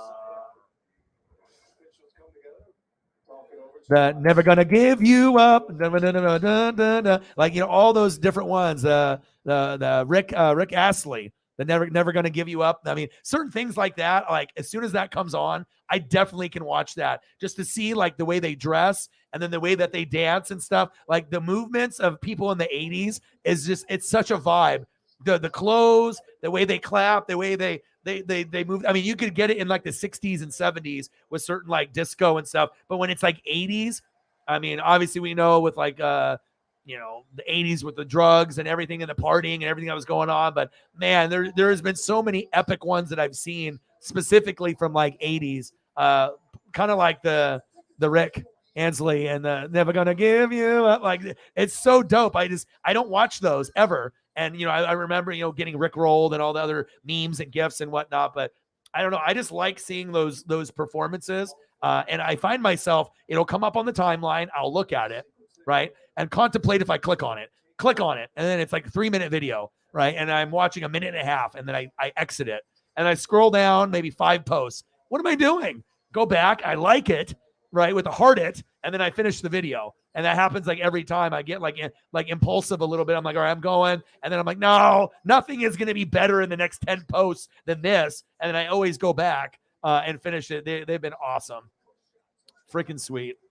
Sometimes little things like that you can have some like, corny song or corny memory, or it could be a legendary song like that one, which is that guy. And that song is one of the most like legendary songs to me too. Like, and also when you hear certain songs, it'll remind you of Top Gun, Goonies, and that vibe. And anytime I can hear stuff that makes me remember Ninja Turtles or Goonies or Top Gun, it makes me happy, because like nothing makes me happier than stuff from the 80s. Some stuff from the early 90s as well, but 80s is my jam. I mean, that's what it is. So Mike Bellotti for governor of Oregon. Oh, I don't know about that. He was my favorite coach for the long, long time, though. But when we got Chip, Mike Bellotti was kind of like Tony Dungy, conservative, solid, but probably couldn't get you over the top. And then once we went from Bellotti to Chip, then that was like getting John Gruden, and then we were able to get over the top at that point and have a little bit more creativity. Special time, definitely for sure for me. Dungy to Gruden, and then Bellotti to Chip. I mean, and no one has been better for me than Chip, and I don't think there ever will be someone better than Chip. Chip was at the perfect time with the perfect aura, the perfect play calling, and it was able to bring people over like LaMichael and DeAnthony, and those are two of my favorite. I don't know if I ever will love a player more than LaMichael or DeAnthony from the running back wide receiver position. I doubt it. I think that's set in stone for me. And then I already got the Joey Harrington, Marcus Mariota, Justin Herbert. I'm not sure if we'll ever get into that category. Maybe we will at some point, and then obviously Haloti Ngata. That's a big one for me on defense. And then we got newer guys like Thibodeau and DeForest Buckner, Eric Armstead. There's, and then guys in the secondary, TJ Ward and Patrick Chung from back in the day, and Walter Thurman, from the Seahawks. I mean, we had at one point we had horrible secondary. And then at one point we had all four guys, 2 corners and 2 safeties, all in the NFL, all at the same time. I don't think we've ever are going to see that in Oregon ever again, where we have both corners and both safeties go to the NFL. It was a special time, man.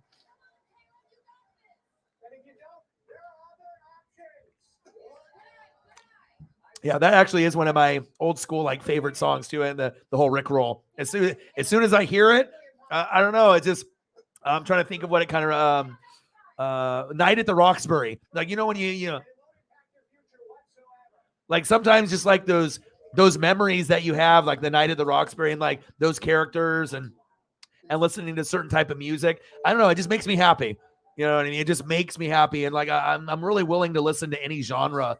There's nothing really that I won't listen to. I kind of like metal and rock because wrestling theme songs when I was a kid were that. So then all of a sudden you get something kind of intense. Maybe it's like ECW or back in the day, WWF or WCW, with the intros. And then my first concert that I ever went to was Aerosmith. So Aerosmith was my very first concert. My very first CD, as far as non-rap, was Aerosmith. Was my second CD. My first CD was Green Day, Dookie. And I had a Jehovah Witness friend, Jared, that loved it. And he's like, "Oh, dog, we play Nintendo games all the time. And I know you like rap, but he's like, this Green Day shit is really good." And I was like, you know what? I trust you. I will buy the CD down at Tower Records. And I went the next day, took the bus, went to Tower Records or Sam Goody's, right? And I bought it, and that shit was on replay. I listened to that fucking motherfucker a lot. And I was kind of surprised that I really enjoyed it as much as I did. Lots of epic songs on that album with the Green Day. And then I did the Aerosmith big ones. And there was a few others, but those are the early memories that I had. Never went to a Green Day concert. Wish I could have did that back in the day, but I did get to go see Aerosmith, which was very cool. And I was really young too. I think when I saw Aerosmith, I was 11. That was my first concert with my dad. So pretty cool. And that would have been in probably 92 or 93 is when I saw Aerosmith. So still Steven Tyler, they were partying and whatnot, and they were still in their prime. They weren't out of their prime yet. That was still good Aerosmith if you're going to go see him in concert. So.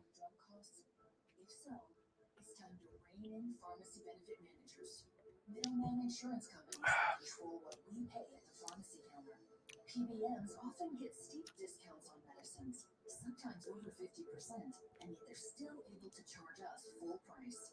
Washington. Just his flow too and his voice. I don't know what it makes me more happy. I think is when I see them dance. You know what I mean? And then they do their little clapping and they do their little kind of wiggle, their little 80s wiggle.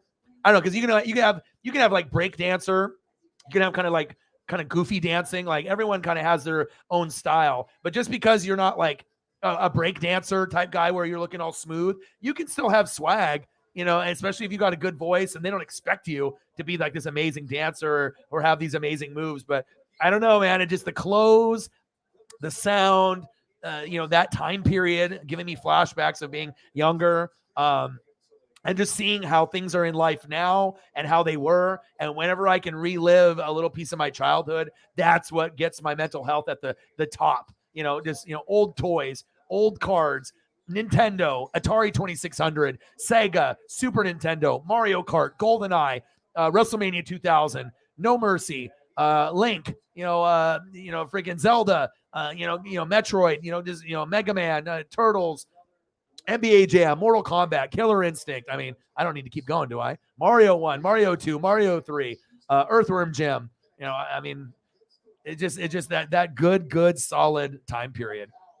And hopefully at some point I can do something video game related, because I would love to be able to do that, because that is a really big part of who I am, but I just haven't really been able to, it's kind of like Holly with the like the painting and stuff, like something that you had a real big passion for, you know what I mean? Because I don't think I necessarily am the best gamer on planet Earth. Obviously I haven't played in a long, long time, but whenever, I would play with, depending on what game it was, if I felt pretty good on it, like NCAA football, I'm very solid. Madden, I'm very solid. 2K, but also I like playing games like Resident Evil, or I don't have to do like the Call of Duties. I always loved Gears of War. You know what I mean? I can do Xbox or PlayStation and whatnot, but I like the older stuff better. I like Nintendo, 8-bit. I like Sega, Super Nintendo. I love 64, Dreamcast. Like kind of like the older stuff. Like I can still do the newer stuff, but I just like the nostalgia of the older games, because I mean, there's so much time that I put in on Atari 2600, Nintendo, Sega, Super Nintendo, 64. Just those alone, that was a big chunk of the childhood. Because I think when 64 came out, it was 96, and I was 14. And then right after that, a little bit after, then PlayStation 1 came out. And that was a really influential time in my life, the 64 and the PlayStation, because I dreamed, 64, PlayStation, and PlayStation 2. I dreamed as a little kid, playing Atari 2600, what video games might look like, as we went along in the birth of the video game era, and playing with stick figures, and then seeing how Madden and progressed. It was mind-blowing for me, like actually seeing them as big shapes. But the funny thing is, even though the graphics got better, sometimes I like playing the older stuff, like the old Sega version, like Madden 95. I could have just as much fun playing Madden 95 with someone on Sega than someone playing a recent one, or even an older one from like the early 2000s. Like the old PlayStation 1 and 2 Madden stuff is so good to me too. Lots of hours logged in. Like I think in Madden 2001, 2002, that was when they had like Good Charlotte, and they had all those bands that were playing like in the menu. So then you would be doing the drills, and the Good Charlotte songs would come on. If you guys had that system back in the day and you had those games, you know what I'm talking about. But just a lot of memories from a lot of those songs that I associate with memories from back when I was a kid too. Oh man, I mean, I'm I can name drop. I mean, I got the memory here, and I don't even look at a list. It's not like I'm on Google top video game list. This is just my memories, from the video games that I played and my friends played. And I was a video game freak. Like, I didn't have a bunch, you know what I mean? But I would always go to my friend's house, or they would come over, and I would always try to play as many as I could. So if I knew someone had like a rare Nintendo game or Sega and I didn't have it, I'm going over to their house if I can. And, or if they come over to mine, I want to try it. I might not be able to play it very long, but it's like Altered Beast and Shinobi, Kung Fu, you're going through Bushido Blade, that's a little bit later with like PlayStation stuff, you know what I mean? But, and then going through like Double Dragon, Double Dribble, going through all the different Blades of Steel. I mean, Tecmo Bowl, Super Tecmo Bowl. I mean, I can go in the other room, Joe Montana Sports Talk. Football, NBA Action 94. I mean, I still got the games in the other room. It's funny because I can't connect it to the TV, and I don't know. I mean, I could always maybe connect it in here. It would be cool. I mean, I would have to reverse my computer camera so you could actually see me playing instead of how they do it on Twitch, the official way or whatever, but just with all the shit that I have in here. But at some point, it would be cool to be able to just like play some old school retro, and then you guys could see, and I would just be like on Twitch or whatever, like on a video game thing where you see me in a box in the corner, and then it's just me playing whatever, or me playing one-on-one with some of the people. I guarantee there would be people that would want to try to beat the brakes off of me in Madden and college football and 2K and stuff like that. But I mean, I would always be down to do games of like Call of Duty with missions. I think those are kind of cool. I've never really been into Fortnite, but I've respected that, and some of the other games that the younger generation have fallen in love with. Totally see how addictive Fortnite can be. I've seen a lot of people kind of go into the deep end and buying all the extra skins. And, it's like you can get a game that can be free, but then if you want your character to look cool, maybe you're dropping a couple hundred. And if you're a kid, you're probably not paying for that. And that might have come from somewhere that you weren't supposed to get that money. But I imagine there's a lot of kids that have stolen a lot of credit and debit cards and spent a lot of money and gotten in trouble. They're like, what is this? $400? Oh, I just bought, a bunch of outfits on fucking my Fortnite character. $400? That's how they get you on those games. For sure. Oh my gosh. And like I said, they've been coming up on my timeline, and I'm watching every one. I mean, no matter if it's a Rick, Ansley, or I'm gonna give you, it doesn't matter if it's going to be that or like anything. And I don't know why. Maybe it's just some of the followers that I have on Twitter, and then they liked it or they retweeted it, but it never used to come up on my timeline. But now I'm just like, oh my gosh, I am like so thankful. Like I can just be kind of in like a, not as maybe pissed mood or happy. I could kind of be in between. And then all of a sudden I'll see that. And then I'll go from maybe a 5 and it turns me instantly to like an 8 or a 9. Because I associate the 80s and my childhood with that. And then the movies and my friends and what I was doing back then. And then all of a sudden I could be, having a shitty day. Give me 3 minutes of that and watching some corny guy dance and sing. And, and sometimes it's the music video, sometimes live performance, but it always is epic, and I appreciate it. It's just awesome to see. And yeah, I'm not the only one. I imagine if you have Twitter too, you'll see it.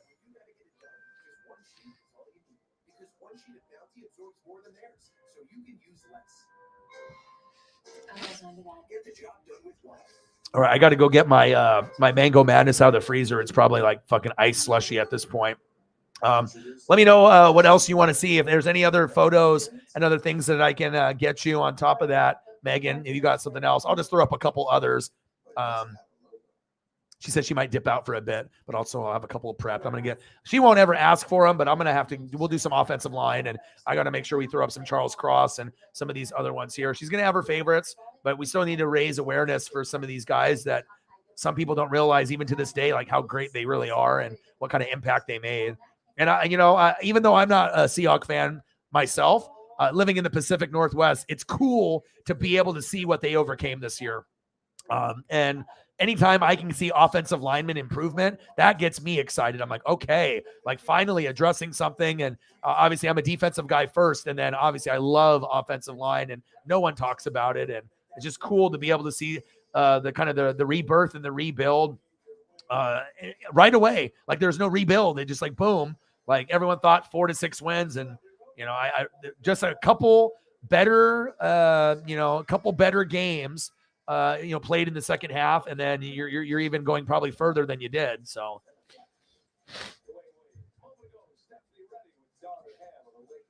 it's like you either get a guy that's a franchise guy or not, and this is franchise like 100%.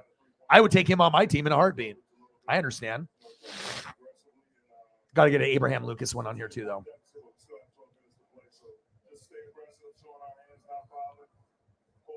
But you guys are great for my mental health. I'll tell you that. Absolutely. He plays so well. You wish he could play full 48, but he needs his rest as well. So, yes, that's exactly the plan. Just give him a breather when you can, so you can, just follow the lead down the stretch. Thank you. Northern Ham, exactly right. It's going to start at the defensive end of the floor. They're going to have to be very aggressive with this in and get some stops. Beautiful offense. The Clippers ends up at the hands of Zubac, who throws it down. LeBron having a monster night, leading in the 3 major categories. Yeah, and it's pretty rare to draft 2 offensive linemen as rookies and they both pan out year 1. It's like, that's impossible. That shit don't happen. That's like, I don't know how often that scenario would come up, but it's not common. Maybe one guy to pan out, but not 2. And then of course on top of that with Tariq Woolen, and I got to throw him up in here too. We can't not talk about him. Sauce Gardner's always going to get more pub because his fucking name is Sauce, right? But Woolen actually had the better season. But Sauce obviously had some really good categories, and his name is Sauce. So of course, they're going to do that. Give him the pub. But Tariq Woolen was fantastic, and I assume that he'll continue his greatness moving forward.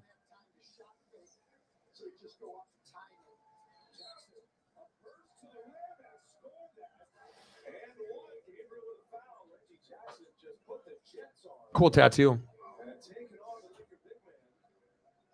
Well, we've seen the last 2 years in the playoffs with the Clippers having guys hurt. Well, Oh yeah, and I did see original floppy disks of Oregon Trail, side 1, side 2. I actually saw that a couple days ago. An actual old school like Commodore or old school computer Apple, like the original old one. And then it had didn't have that, but then it actually just had the floppy disk Oregon Trail, and it had it exposed in the little sleeve. Very cool. That would be something that I would pay money for. Like if I could go to an arcade and they had a room where I could go in and play Oregon Trail, I would pay 10 or 20 bucks instantly. Like give me like 5 to 10 minutes. Let me like play around a little bit and let me see if I don't get scurvy or any of the different diseases. Try to get the buffalo shot. Make sure that we don't sink in the water. And that was an awesome game even to this day. Very, very cool. And you either got to play it, and then we had people that would sneak into the computer lab just to play that game once we found it. And we're like, okay, we live here in Oregon. We're like Oregon Trail. We're very familiar with it. And then, yeah, there would be people that were like, they go to like recess, or they were like, oh, I'm going to the bathroom. Like, where the fuck is Johnny? Right? Where the fuck is Johnny? And the teacher goes to the computer lab. Motherfuckers in there just fucking going crazy. Hey, everyone had to be Johnny at some point. I'm not sure if I ever snuck in there, but I know I stayed extra sometimes in there. I mean, once you started playing that, there's like, we can't do Oregon Trail anymore. We got to do science. Fuck that. Boo, recess, or play that fucking game. Play some fucking wall ball or, tackle football or basketball. Wall ball was a big thing when I was growing up too. Wall ball and skimmers. It's like you hit the ball really low on the ground and it goes really fast. And if you're really good at the skimmers, your knuckles will be bleeding after lunch. And you're like, how many games did you win in wall ball? Look at my fucking knuckles. A lot. Yeah.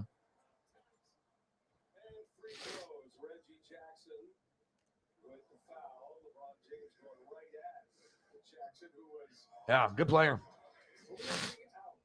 yes, he was trying to get out of the way. Oh yeah, I mean, I like silly, stupid movies. You know what I mean? Like some people don't have that sense of humor. Like they see like Dumb and Dumber or Ace Ventura, When Nature Calls. That's stupid. And you know what I mean? Like everyone has a different type of humor, but that's the type of shit that I like. Just like I like certain characters, like Chris Farley or Will Ferrell, just Jim Carrey, just kind of out there. And just the mannerisms and how they say things and just the way that they do their bits. And obviously me watching In Living Color, I already got a sense of who Jim Carrey was before Jim Carrey blew up. And there's just certain people that you lean towards. And I mean, I could watch that movie over and over and over again. And it was super, especially if you're in a shitty mood. I'm telling you, you watch that movie, grab a pizza, get stoned or not, and just like watch it. And oh my God, it's great.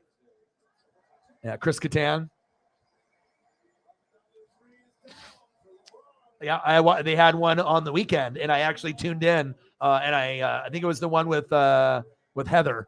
So I think I was number 2 because the one after that I think was like with Beyonce. But yeah, like I have 1 and 2 on DVD. I think I have all of them on the DVD, but that's another one that when I don't watch in a long time, and if it shows up on like TNT, TBS, maybe I'll tune in. Same thing goes like, Harry Potter, Star Wars, Lord of the Rings. If they're just on as like a marathon and there's nothing on, chances are I'll probably click over. Now, will I watch the whole thing or multiple? Maybe not, but chances are I might end up watching like a movie, maybe more than one, just depending on my mood. But I like it when they do those, especially like the Star Wars ones. I've seen every movie like 100 times, and every time the marathon comes on once a month or once every 2 months, I'm all about that. I mean, there could be a period of me watching Star Wars for 12 hours straight, and I already know everything that happens and like every line and everything like that, but it doesn't matter.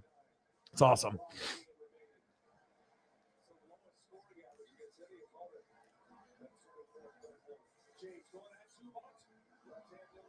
What happens if you guys grab Carter and he turns into like an Aaron Donald, like not as good as Aaron Donald, but like very solid player? Then what? Then you'll be okay. Then you're like, but obviously there's a lot of hesitation there. Just like we haven't really got to see the best of him. It's based off like potential, but no one knows if it's really going to live up. But also you could have someone also that's highly touted that could fail. or get injured too. So you can get a guy that looked better, that looks like he could be a franchise guy, but sometimes guys peak in college or they get hurt. So, but yeah, I wouldn't want Carter. I wouldn't want him on the Seahawks. So. Oh, yeah. Instead of the Texans at 1, Bears at 1 changes a lot because what they can do is they can decide to trade Justin Fields. As crazy as that sounds, we know he's a good fantasy quarterback, but he can't really throw. So if they decide that they're going to go Bryce Young or CJ Stroud, and then they can decide if they get a good offer, then they can either trade away Fields and go that route. But I know most people think it's not going to be a quarterback. But it all depends if Chicago really thinks that they can move forward with Fields or if they just want to pass him along to someone else, accumulate more picks for defense and offensive line and tight end and wide receiver help. And then you can start over with maybe a guy that's more of a true quarterback in Bryce Young or CJ Stroud. So I guess it really depends. Do you really feel comfortable moving forward with Fields, or do you want to just say, we'll take our losses like with Zach Wilson and the Jets and then just fuck it, we'll just move on and go that route? But I'm not sure if the Bears can afford to do that because they have so many other holes. But again, you fill all the other holes, and if you don't really like Fields as much as maybe that you think, then you have this opportunity where you can get something, and you can either decide to keep or not. Worst case scenario, then you have 2, Fields and him, and then eventually Fields will get upset and he'll want to get traded, and you'll get rid of him. But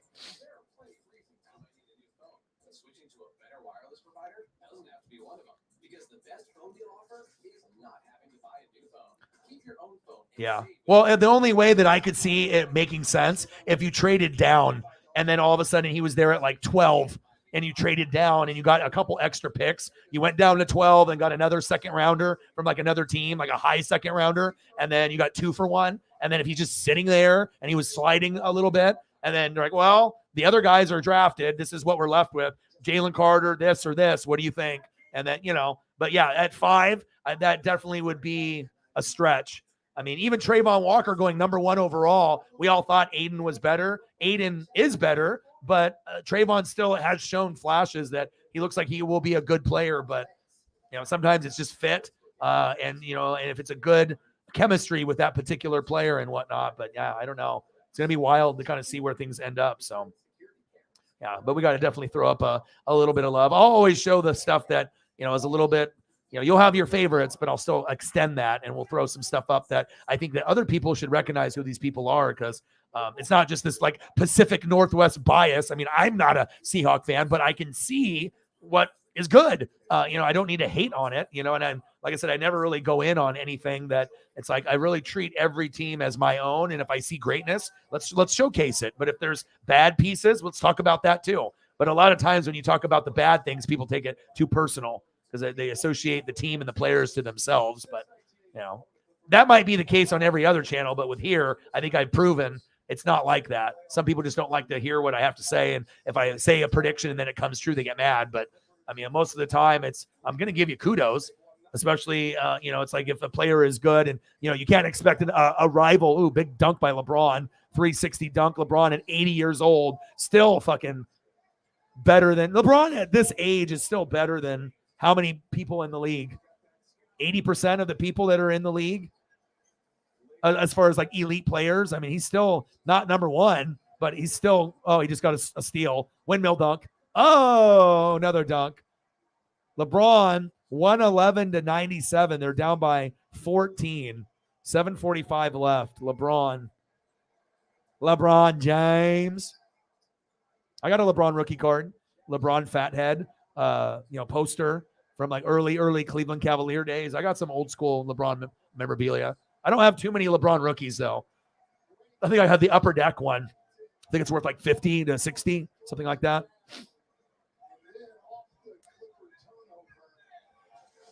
No, not Anthony Brown. Yeah, LeBron. You know what's really crazy in the sports card market that I just found out? I think Panini is going to get sued big time, because you know how people have patch cards, right? So there was this guy that ended up, he got a card on eBay, right? And it was a patch card of Tyreek, right? Tyreek Hill. And so he decided to rip the card to take the patch out, right? And what do you think he found? Flipped it over, right? Flipped it over, looked at the tag, and guess what the tag said? Not Tyreek Hill. It was like one of the other players, like one of the other wide receivers on the team. So, and then he said, what is this, Panini? Why did you give me a Devontae Parker patch when it's supposed to be Tyreek Hill on the card and you're labeling it Tyreek Hill? So then other people were like, let me open up some of mine, even though you don't want to ruin your cards, but think about all the money that you've invested. So other collectors last night started ripping some of their cards that were worth $10 to over a couple $100 to see if they took the patch out. The tag that's behind it has the name over and over and over on this little white tag behind the patch, right? And there was a bunch of them that weren't the player. So Panini is fucking putting in jersey pieces that are authentic game used of the player, and it's not even the player that it's not even game worn, and it's not even the player. Dude, they are going through, I think they're going to get a big lawsuit or something. Or obviously collectors are not going to be buying the Panini, but some people got the correct player with the patch, but there was a lot that weren't the player. There was like another player on the team, and they just put that in as a piece. And some of those cards, even if they're not autographed, will be like $100.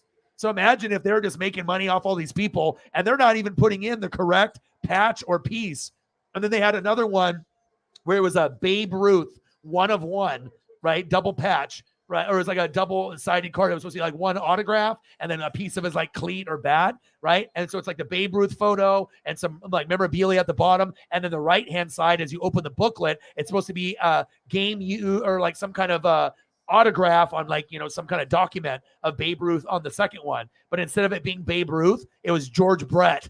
Like, so I don't know what's going on with Panini and whatnot, like with the machines and what they're doing, but it seems like there's a lot of fraud that's going on there. And it just doesn't, because they probably thought that no one would have the balls to open up the patches because they're worth so much money. But the guy got a damaged card on eBay, and it was a Tyreek, and then flipped it, and you can see it says Devontae Parker like 8 times on this little little tag behind the patch. He's like, what the fuck? And then he's like, let's get a group of people. Let's not ruin all our shit, but let's see if we've been ripped off with thousands of dollars buying all these patch cards and game use. And I would say 70%, I think 60 to 70% of the ones that I saw were fake. They weren't even the player. So even if it is the player, maybe it's not even game use. It just could be a jersey, but they're not even doing that. They're like, fuck you. We're going to say it's a Tyreek, and we're putting Devontae Parker. Like maybe you had to pay more money for Tyreek and like the agreement, and they were like, no, we're not going to pay $100,000 for this. We're just going to pay $5,000 to Devontae, and we're going to pretend that the Tyreek pieces they're Devontae. We're just going to throw them in there. No one's ever going to open up the patch card and rip the patch out. They're collectors. They're never going to do that until yesterday. And now I'm not going to do it with mine, and I don't have too many. But isn't that crazy? That's wild, man.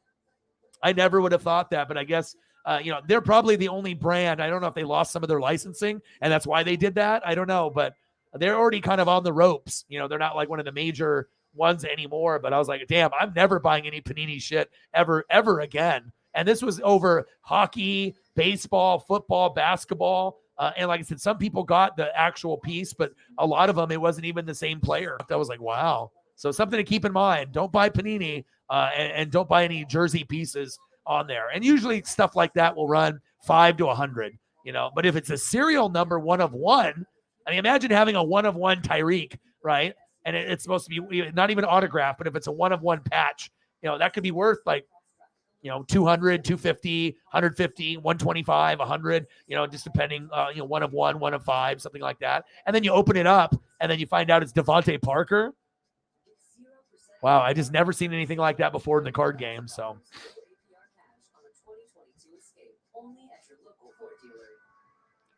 yeah, Miles Murphy looks good. I mean, based on what I've seen, that would be the logical choice to get. That would be my number one choice for positioning for you guys. But it wouldn't necessarily be at the pick that you would be at as if you traded down.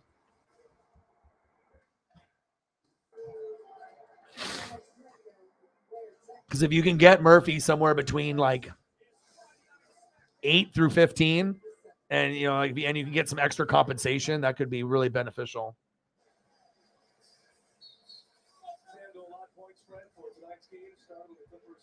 He's a freak of nature.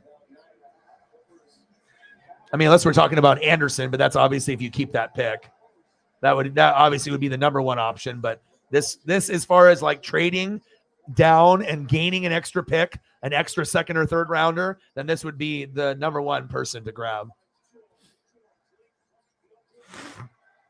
I mean, there's others. You could also beef up the O-line. You know, you could get another defensive player at another position if you felt that it was needed. Yeah. But sometimes guys slide and people trade up, and you know what I mean? So you never know. Yeah, but I would assume 8 to 15 would be the sweet spot, somewhere in there, because you just don't know about trades and what you know someone might do.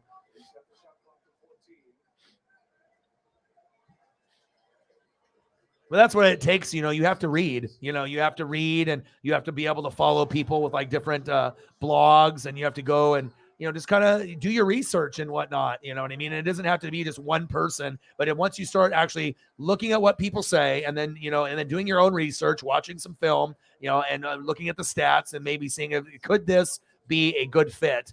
And you know, even if some people maybe jumping the gun on it, but still have to go out there and get the job done and work hard. But it just looks like it could be something special there. You know, like it's like, of course, Anderson would be great.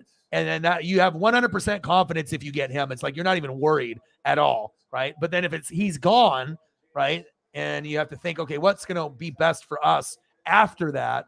I think it's, you know, this would be, you know, and you could even argue that this might even be better than Anderson, depending on where you're picking at. You know, obviously, if Anderson and him are both on the board, they're going to go Anderson. But if Anderson is not on the board, which he should be off the board very, very early. But you never know. Again, sometimes people slide up and slide down, and sometimes a ring of quarterbacks, or sometimes some random safety or another random guard or tackle gets a little bit higher position, and then all of a sudden a guy that should be drafted 5 goes 9, or a guy that should be picked 8th or 9th goes 15th. Sometimes it's just the flow of the draft doesn't mean that they suck. Maybe they just fall into your lap, and then you end up getting a superstar. So.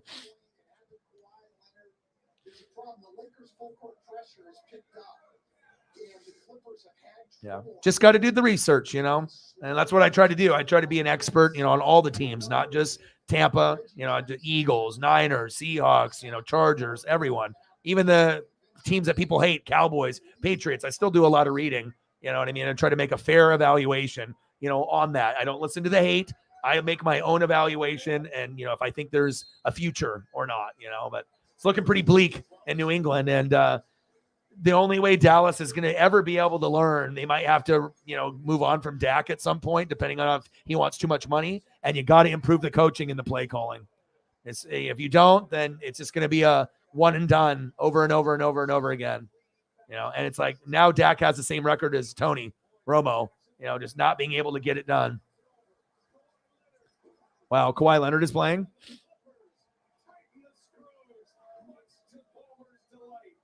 Ballmer going crazy.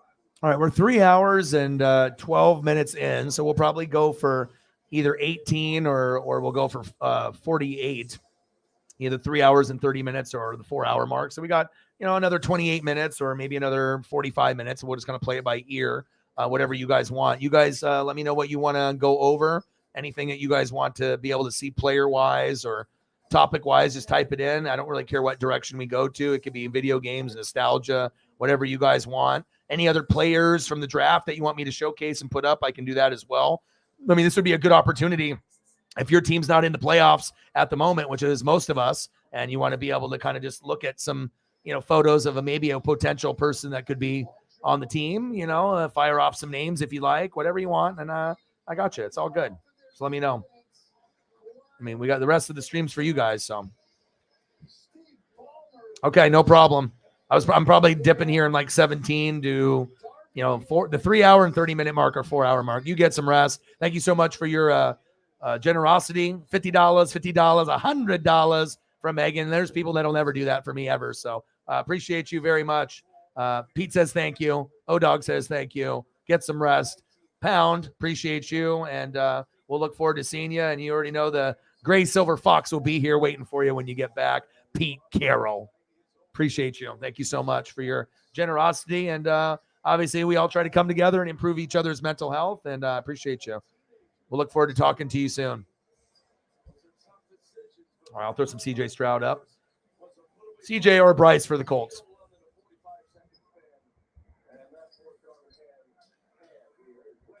I mean, the excitement level, even if you lose games, it's going to be fun, just to be able to have someone there to grow with and not just get someone that's just aging and old and, it's at the end of their career. I mean, it's like, you got to learn your lessons. You can do it for a little bit, but gosh, it's like for a while, it just seemed like, are they ever going to draft a guy again? It's like, don't you want to go back to Peyton Manning, Andrew Luck? Like, instead of just going for these guys and just barely trying to get into the playoffs, like how about struggle for a couple of years, but then have a guy that you might be able to have for 10, franchise guy. Sometimes you got to take a step backwards to go 3 steps forward or 10 steps forward. You just got to be able to take your L in the beginning, but eventually if the guy develops, maybe you have a guy for 10 or 12 years. I mean, that's what everyone's looking for, isn't it? A guy that could lead their team for 10 or 12 years at the QB position. So in Stroud, we trust. Still going to have some, difficult games, and he'll look bad, just like every quarterback that has been drafted in the last 2 years. You'll see flashes, and that's what you want to see early. But CJ looks like he could be better than Fields, and Fields is making a little bit of a mark for himself. He just can't really be consistent or throw, but I mean, CJ and Bryce are better throwers of the football. And Bryce Young kind of reminds me of Jalen Hurts a little bit. And then CJ kind of reminds me of the Trey Lance a little bit. So, I mean, we'll see. It's going to be exciting to see kind of the development and how they play and what team gets them and how they're used. Yeah, everyone's dunking in this game. 125-109 Clippers.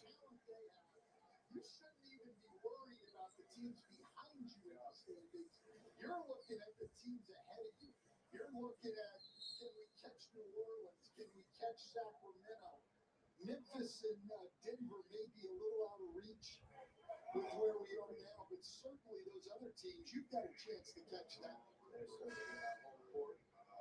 Shop NBAstore.com now for the best selection of NBA gear. Choose from jerseys, tees, hats, and more. You can go to NBAstore.com, a Fanatics experience. Ty Lue will send Paul George to the bench. Their coffee will enter. That's a strong night for Paul George. 27 points, 9 rebounds. George with 4 assists. And just a terrific effort defensively as well. Kawhi Leonard finishes with 25 with 9 boards. Got a couple of blocks and 2 steals. I got to go get a drink. Yeah, I'm 6. 6, boy.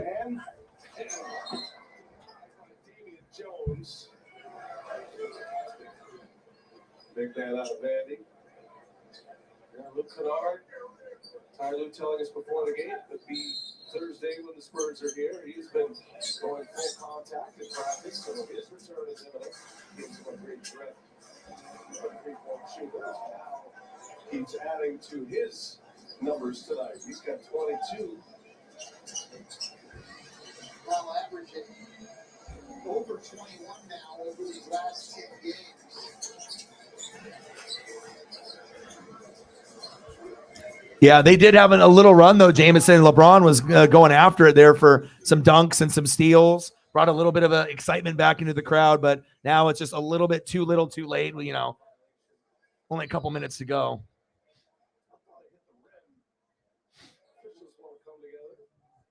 All right, let me delete some of these other photos here. I wasn't trusting my eyes there, Coach. It's late.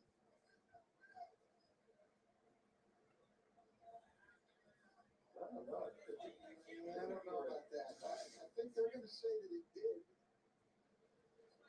Marvin Ham and Ty Lue both staying out of this.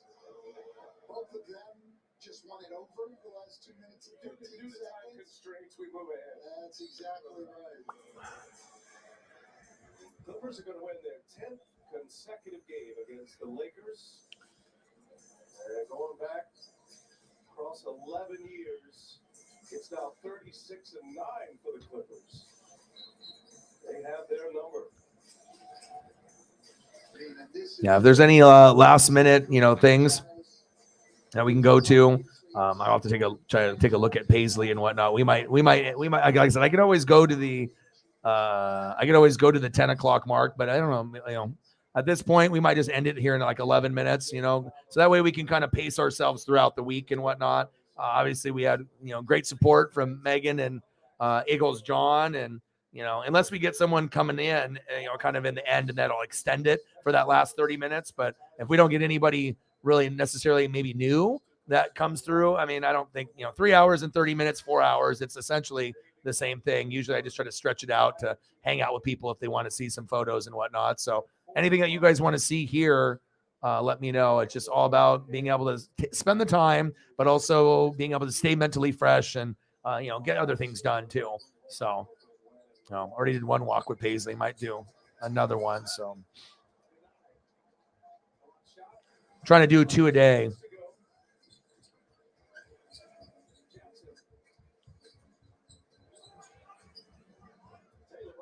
And I got a couple nice pre-rolls too. I think I got like two packs at the dispensary of the gummies and 2 pre-rolls. And it was like $39. It's unreal how the deals are so insane.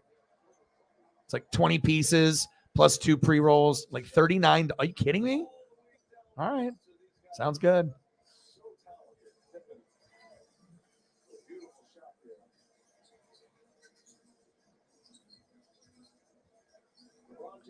Yeah, Laker Clipper rivalry always tough. All right, I'll throw up a LeBron for you, even though you lost. I'll throw a LeBron up for you, and then we'll get into like some breakfast food, and we can call it a day.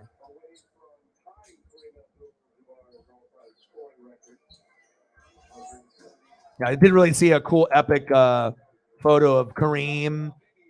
Oh, who was he going against? It was a Kareem. I don't know if it was Kareem and Wilt. One-on-one, but it's like, remembering like how centers used to be and whatnot. It was really epic.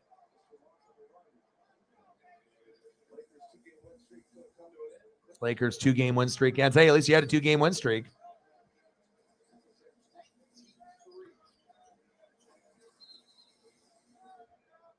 Little LeBron James photo with the Laker jersey on there for you, Jameson. All right, let's do some breakfast food. We can do that. Against Dallas with 12 for 28 Sunday.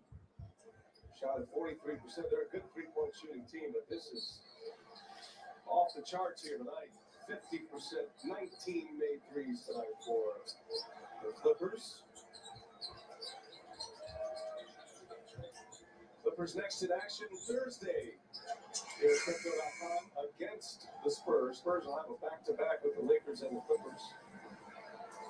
And the Clippers 133, 115, 20 seconds to go. Clippers are going to get the dub. But Lakers did fight, but it's been a very tough year for them, just like the Blazers. impressive performance tonight. They'll embrace the two coaches, Ty Lue and Darvin Ham. They have one more possession to put this one in the books. LeBron James will exit. Massive night, 46 points, 8 rebounds, 7 assists in a loss. Damn, LeBron had 46, 8, and 7 in a loss. Damn. Still doing it. But it doesn't mean as much when you're fucking losing. You want to get that stat line and win. Everyone knows that. It's like you almost don't even care. Like you care, but then you're like, well, we didn't win. It's like, cool, I almost had like 50 points and shit, but it's like just lost to the fucking rival by 18.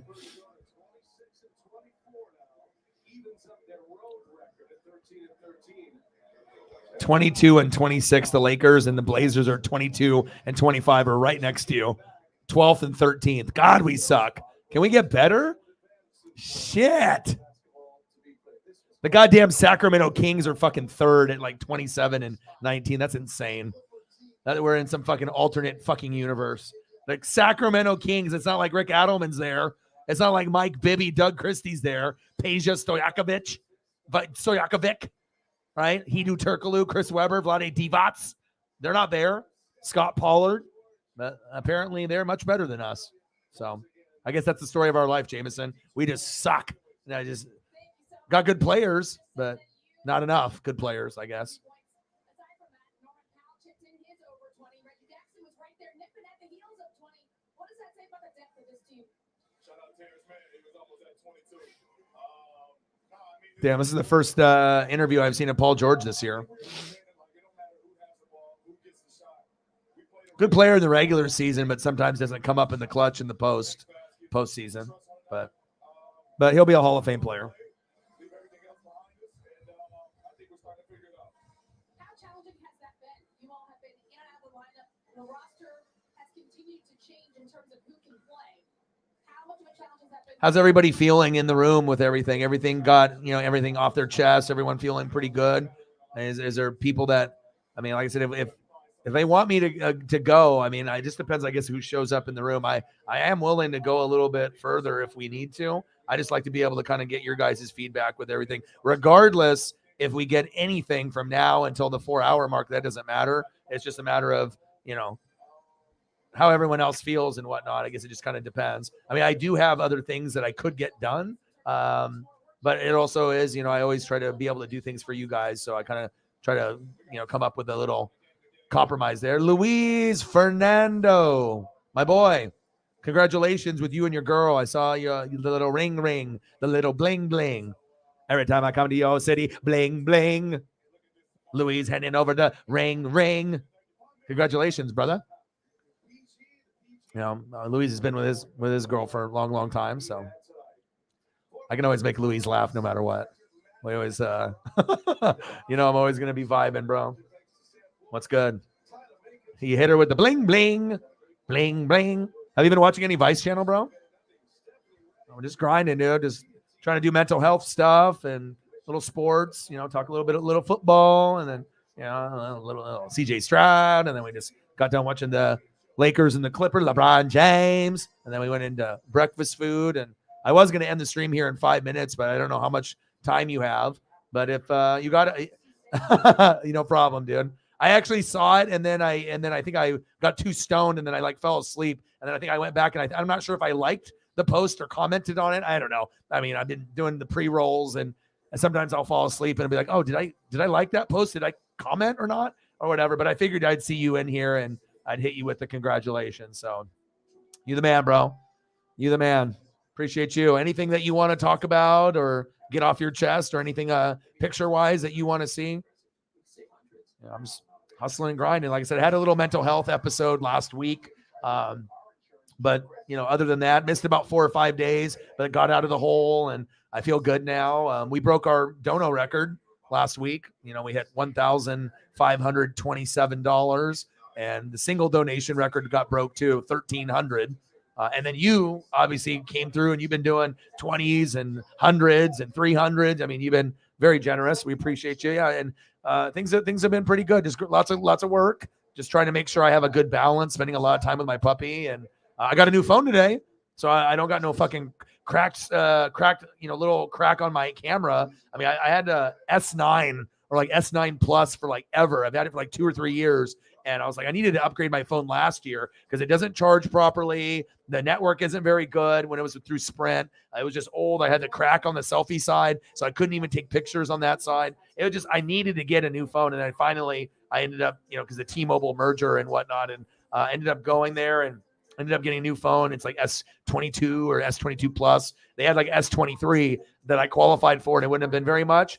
It's a $1,200 plus whatever phone, but I would have had to wait 3 or 4 days. So I was like, fuck that. I was like, the phone is really cutting edge and it's very clean. The newest Android, if you ever go to a store, you're like, holy shit, this thing is hella, it looks like a 2023 phone. It looks futuristic a little bit bigger, but I don't need a big ass phone. Sometimes the phone screens are too big. You know what I mean? It's you can put it in your pocket, but it's I don't want it to fall out. So it's you just want to make sure you get one, but the camera on this one is crazy. What kind of film am I producing with this thing? So I got the camera and then 3 additional circles for additional camera stuff. And I got a cool case. And yeah, it took a little time to get everything kind of, transferred over and managed and everything. But man, I've been needing a new phone for a year or longer. And finally I got it. So it felt good to get that. But yeah, other than that, just hustling and grinding. Woke up early. Great, beautiful day. Today was crispy, 30, 35 degrees. Took Paisley for a walk. Got her adult dog food for the first time since we're transitioning from puppy food to and that's a serious thing for me. So I have to look up the breed, the recommended, what should we do? She has skin irritation for that breed, so we can't do a lot of chicken and beef. It's got to be healthy, like lamb and like rice or salmon. And got her a bacon bone. Made a video. She loves bacon bone, loves it. And then decided to grind on here and talk NFL, mental health, and 80s nostalgia, music. I mean, you never know what the fuck we'll be talking about here. So appreciate you, bro. I do work a lot. Like a lot of times, are you surprised? I'm like, this motherfucker. Like, dude, I had a point where I did 6 months every day, pretty much. I think Sarah only missed a couple days because she was sick. And I was just like, all right, bro, take it easy. Appreciate you. Thank you for your $20 donation. Shout out to Megan for her $100 that she donated.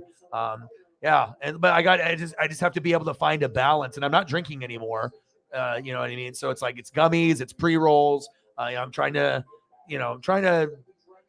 limit too many things and whatnot. And, since I'm getting older, I want to make sure that I'm not eating as bad as I was and just try to exercise and walk an hour to 2 hours a day. But as long as I have my puppy, then I know, she needs it. So there's no excuse for me. So someone needs to walk her. So yeah. Well, fuck. And I didn't really have to pay a whole lot. I owed $72 on my other phone, or I could have turned it in if it was good condition, but it had a crack on a small crack, not a big one, but it was right over the lens on the front of the phone. So it was like the worst possible spot, and it's been there for like a year. So I never could take pictures at like Duck games or Mariner games. I'm like, hey, Justin Graves, hey, Preston, let me borrow your phone. So I'd have to like use someone else's, but now I don't have to worry about that. And then I had to pay like $35 for like the activation of the new service with the line and then like the case and the whatever. So, I didn't really have to pay that much. There's been times where I've had to, it's supposed to be a free upgrade, and then you end up paying a couple $100 or whatever, depending on what the situation is. But, and my bill went down too. So I'll see what my bill is if everything comes out.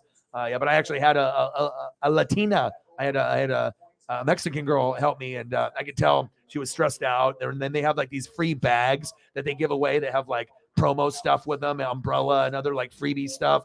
And you had to like kind of like some of these weirdo people that didn't even say anything. They were just like kind of standing there. And then I guess you have to like click a couple buttons on an app and then scan it. She has to go over there. But it's like, but at least it wasn't where she had to help some of these people. But it's like these like creeper people kind of came out of nowhere, like out of the bushes, and they're like, oh, I need my bag or whatever. And I was like, oh, okay. I even had one woman come up to me. I was like, I don't work for the company. I was like, I'm all wearing my hat like this. I got my NWSF hoodie. Yeah, I don't work there. The other person's got T-Mobile hat, T-Mobile shirt, T-Mobile everything. And then she's like walking up to me with, I'm like, yeah, I don't work here. I'm on the other side of the register like you. So, yeah. But apparently I work for a cell phone place now, apparently to some of the older folks. So. Did you? No shit. No shit. And he's like, he tried to copy O-Dog. He went like the buzz cut. Like he's like trying to morph into O-Dog. Like all of a sudden he used to have, the teeth, right? He had the teeth and he had the hair, right? He's kind of, him and Sean were doing the thing, competing for Chelsea. And now Chelsea is now like going to be married to, oh boy, that's in there. Yeah, it's crazy. But I know I saw like a picture. I actually met up with Grady like a year ago. And also, who else did I meet up with? I got to look. Hold on.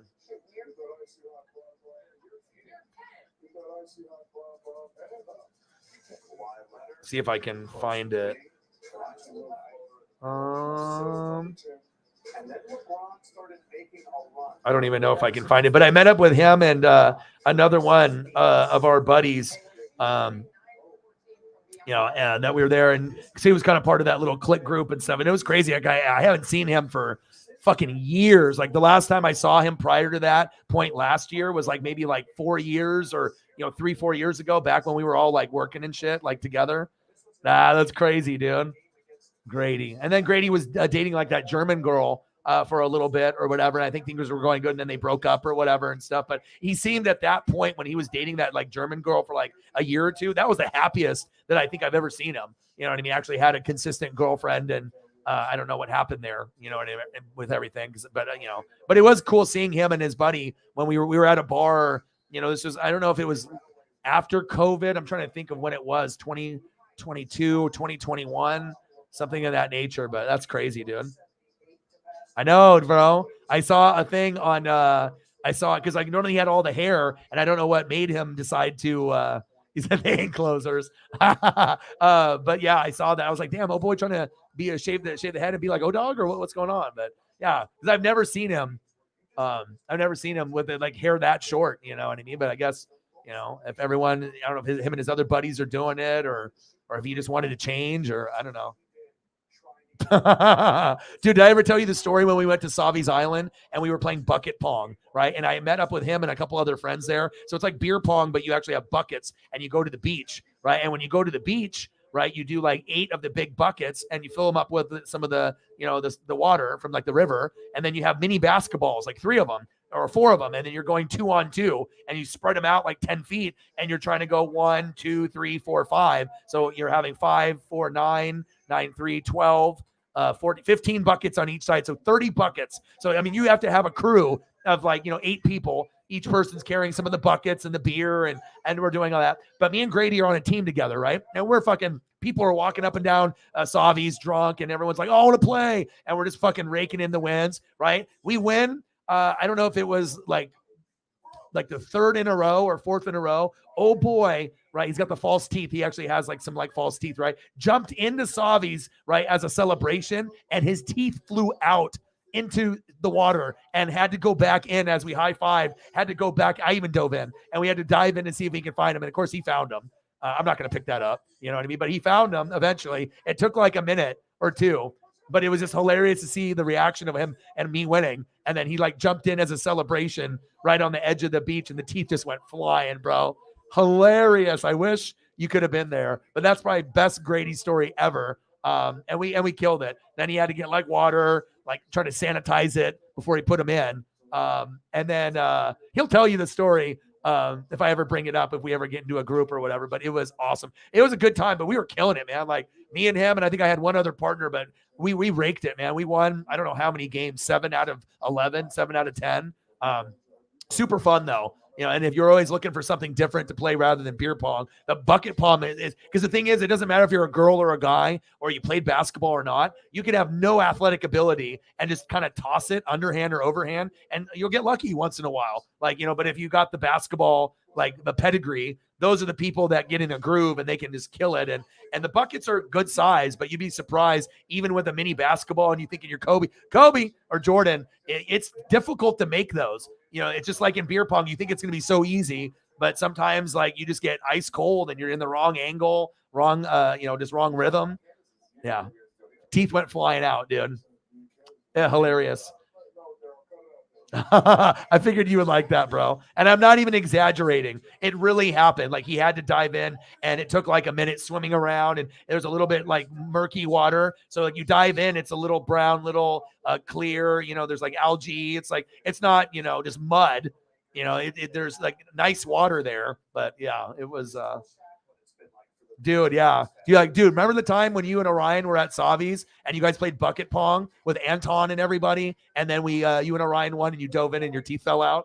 He probably would be like, no, that didn't happen, because he'd be embarrassed. He wouldn't want to actually admit his teeth came out. But I'm being 100% truthful. His teeth came out, and the people that were there will remember it. I'm not sure if Anton will remember it. It depends on how drunk, people were and faded and stuff. But oh my God, if you bring it up, dude. That's my favorite story of Grady, though. And we've had some good ones from the party house, back, at the party house, when we worked there, it was me and, obviously the former partner of the channel here, and Chris and Sam, and we had the pool table that we converted to beer pong, and we party every Friday night and sometimes Saturday, and beer pong tournaments, the house, people in the house, people in the backyard, people in the garage, people in the front yard. And I'm actually kind of surprised we didn't have the cops calling us more than a couple times, and nothing ever bad happened. You know what I mean? One time the cops came and no one answered the door and they just left. And then I think another time it was just kind of a stop by thing. But I think the neighbors across the street fought more than us. They were always yelling and arguing. But yeah, it was a good time, man. Yeah, always a good, genuine dude. You could tell not a scandalous dude. Just good-hearted dude. And he loved Ninja Turtles. So I would always try to hook him up with like any Ninja Turtle memorabilia, or if I found anything like Ninja Turtles, I always try to find some kind of connection with every person that I meet. So, if I know you like something, if I come across something in my own collection or I see something, it may not mean a lot, to the person that I give it to, but most of the time I know it does because they know I'm a hardcore collector and whatnot. So, yeah, good people, dude. Well, fucking A, man. It was good to talk to you, man. Like I said, I was going to end the stream. Is there anything that you want to see photo wise or anything else that you want to talk about? Like I said, I could always go for another 20 some minutes, but I don't know. I mean, I think I've already been grinding for almost 4 hours. And if you ever come into the room a little bit earlier, I usually start at like 6 or 7 if you have a little bit more time. But I appreciate all of what you've done with all your generous donos. It means a lot. And, and congratulations, with the bling, bling, the new ring. And I hope things go good. And yeah, I think I will, man. But thank you so much for all your generosity. It won't be forgotten. And hopefully we can link up sometime, smoke a J or something, or maybe go to like Sanchez and go get some tacos or something. Like that's my favorite place right down the road, here down in Tigard and whatnot. It's one of the better, I mean, you already know all the best spots for Mexican food. You know all of them. You and your girl and your friends probably know all the good places. But as far as being close to my place, that one's not too bad. For Sanchez Taqueria, it's actually one of the best. I think I got one of best Mexican Oregon taqueria like a few years ago. So, oh, thank you, dude. Hell yeah, give me some information. That'd be awesome. I'd be honored to. Absolutely, dude. Absolutely. Well, I love you guys and I appreciate you guys very much. You never know when someone's gonna come through, and then you heard a crazy story, between someone that I'm friends with, that I worked with, and we're good buddies. And we always had, I mean, everyone was always talking shit about everyone at that job. Everyone was always trying to clown everyone else. Like, it's like, you had to make sure that you were slanging and you were a good seller and you could have a good mouthpiece, but you have to make sure you back up your shit talk, because everyone had a mouthpiece. Everyone is trying to prove their worth, and that you can't sell. Oh man. Sanchez is the spot. That's my favorite though. But I think it got best Mexican taqueria. They do like these reviews where they go all over Oregon for Mexican food, and they vote one a year. And I think it was like 2017 or 2018. It got it. And I assume it could win an award almost every year, but they try to give it to different places. But I know it's gotten number one in Oregon. And if you're number one in Oregon, there's always a line. It always tastes good, and there's never a bad meal. Like, I've ate there. I don't even know how many times I've ate there, and it doesn't have to be just street tacos. It can be anything, and it's excellent, man. And I've introduced people to there, and they're like, "Damn, this is good." And I'm like, "Damn, I know." So, yes, I'll try to, man. I'm trying to just be like you, bro. Love you guys, and I appreciate you guys very, very much. Good stream. You guys are the best, and I will be back tomorrow and we'll grind it out. Thank you so much for everyone. Let me check just the apps to make sure I don't have anything in there. I'd hate to leave and be like, oh, look at all these donos in here that I fucking ignored, but it looks like we're good. We hit the goal a little bit above and beyond. You guys are awesome. I love you and I appreciate you. I'll be back tomorrow. Thank you for everyone that donated, that shared the channel on Twitter, liked it, shared it here on any social media platform. I love you guys. Louise, Sarah, everyone else in the room, Jameson and everyone. I love you and appreciate you. Have a great rest of your night. And I got one question for you. Who talk sports like us? Your boy Ryan, Northwest Sports Fanatics, and I'm out. Gang.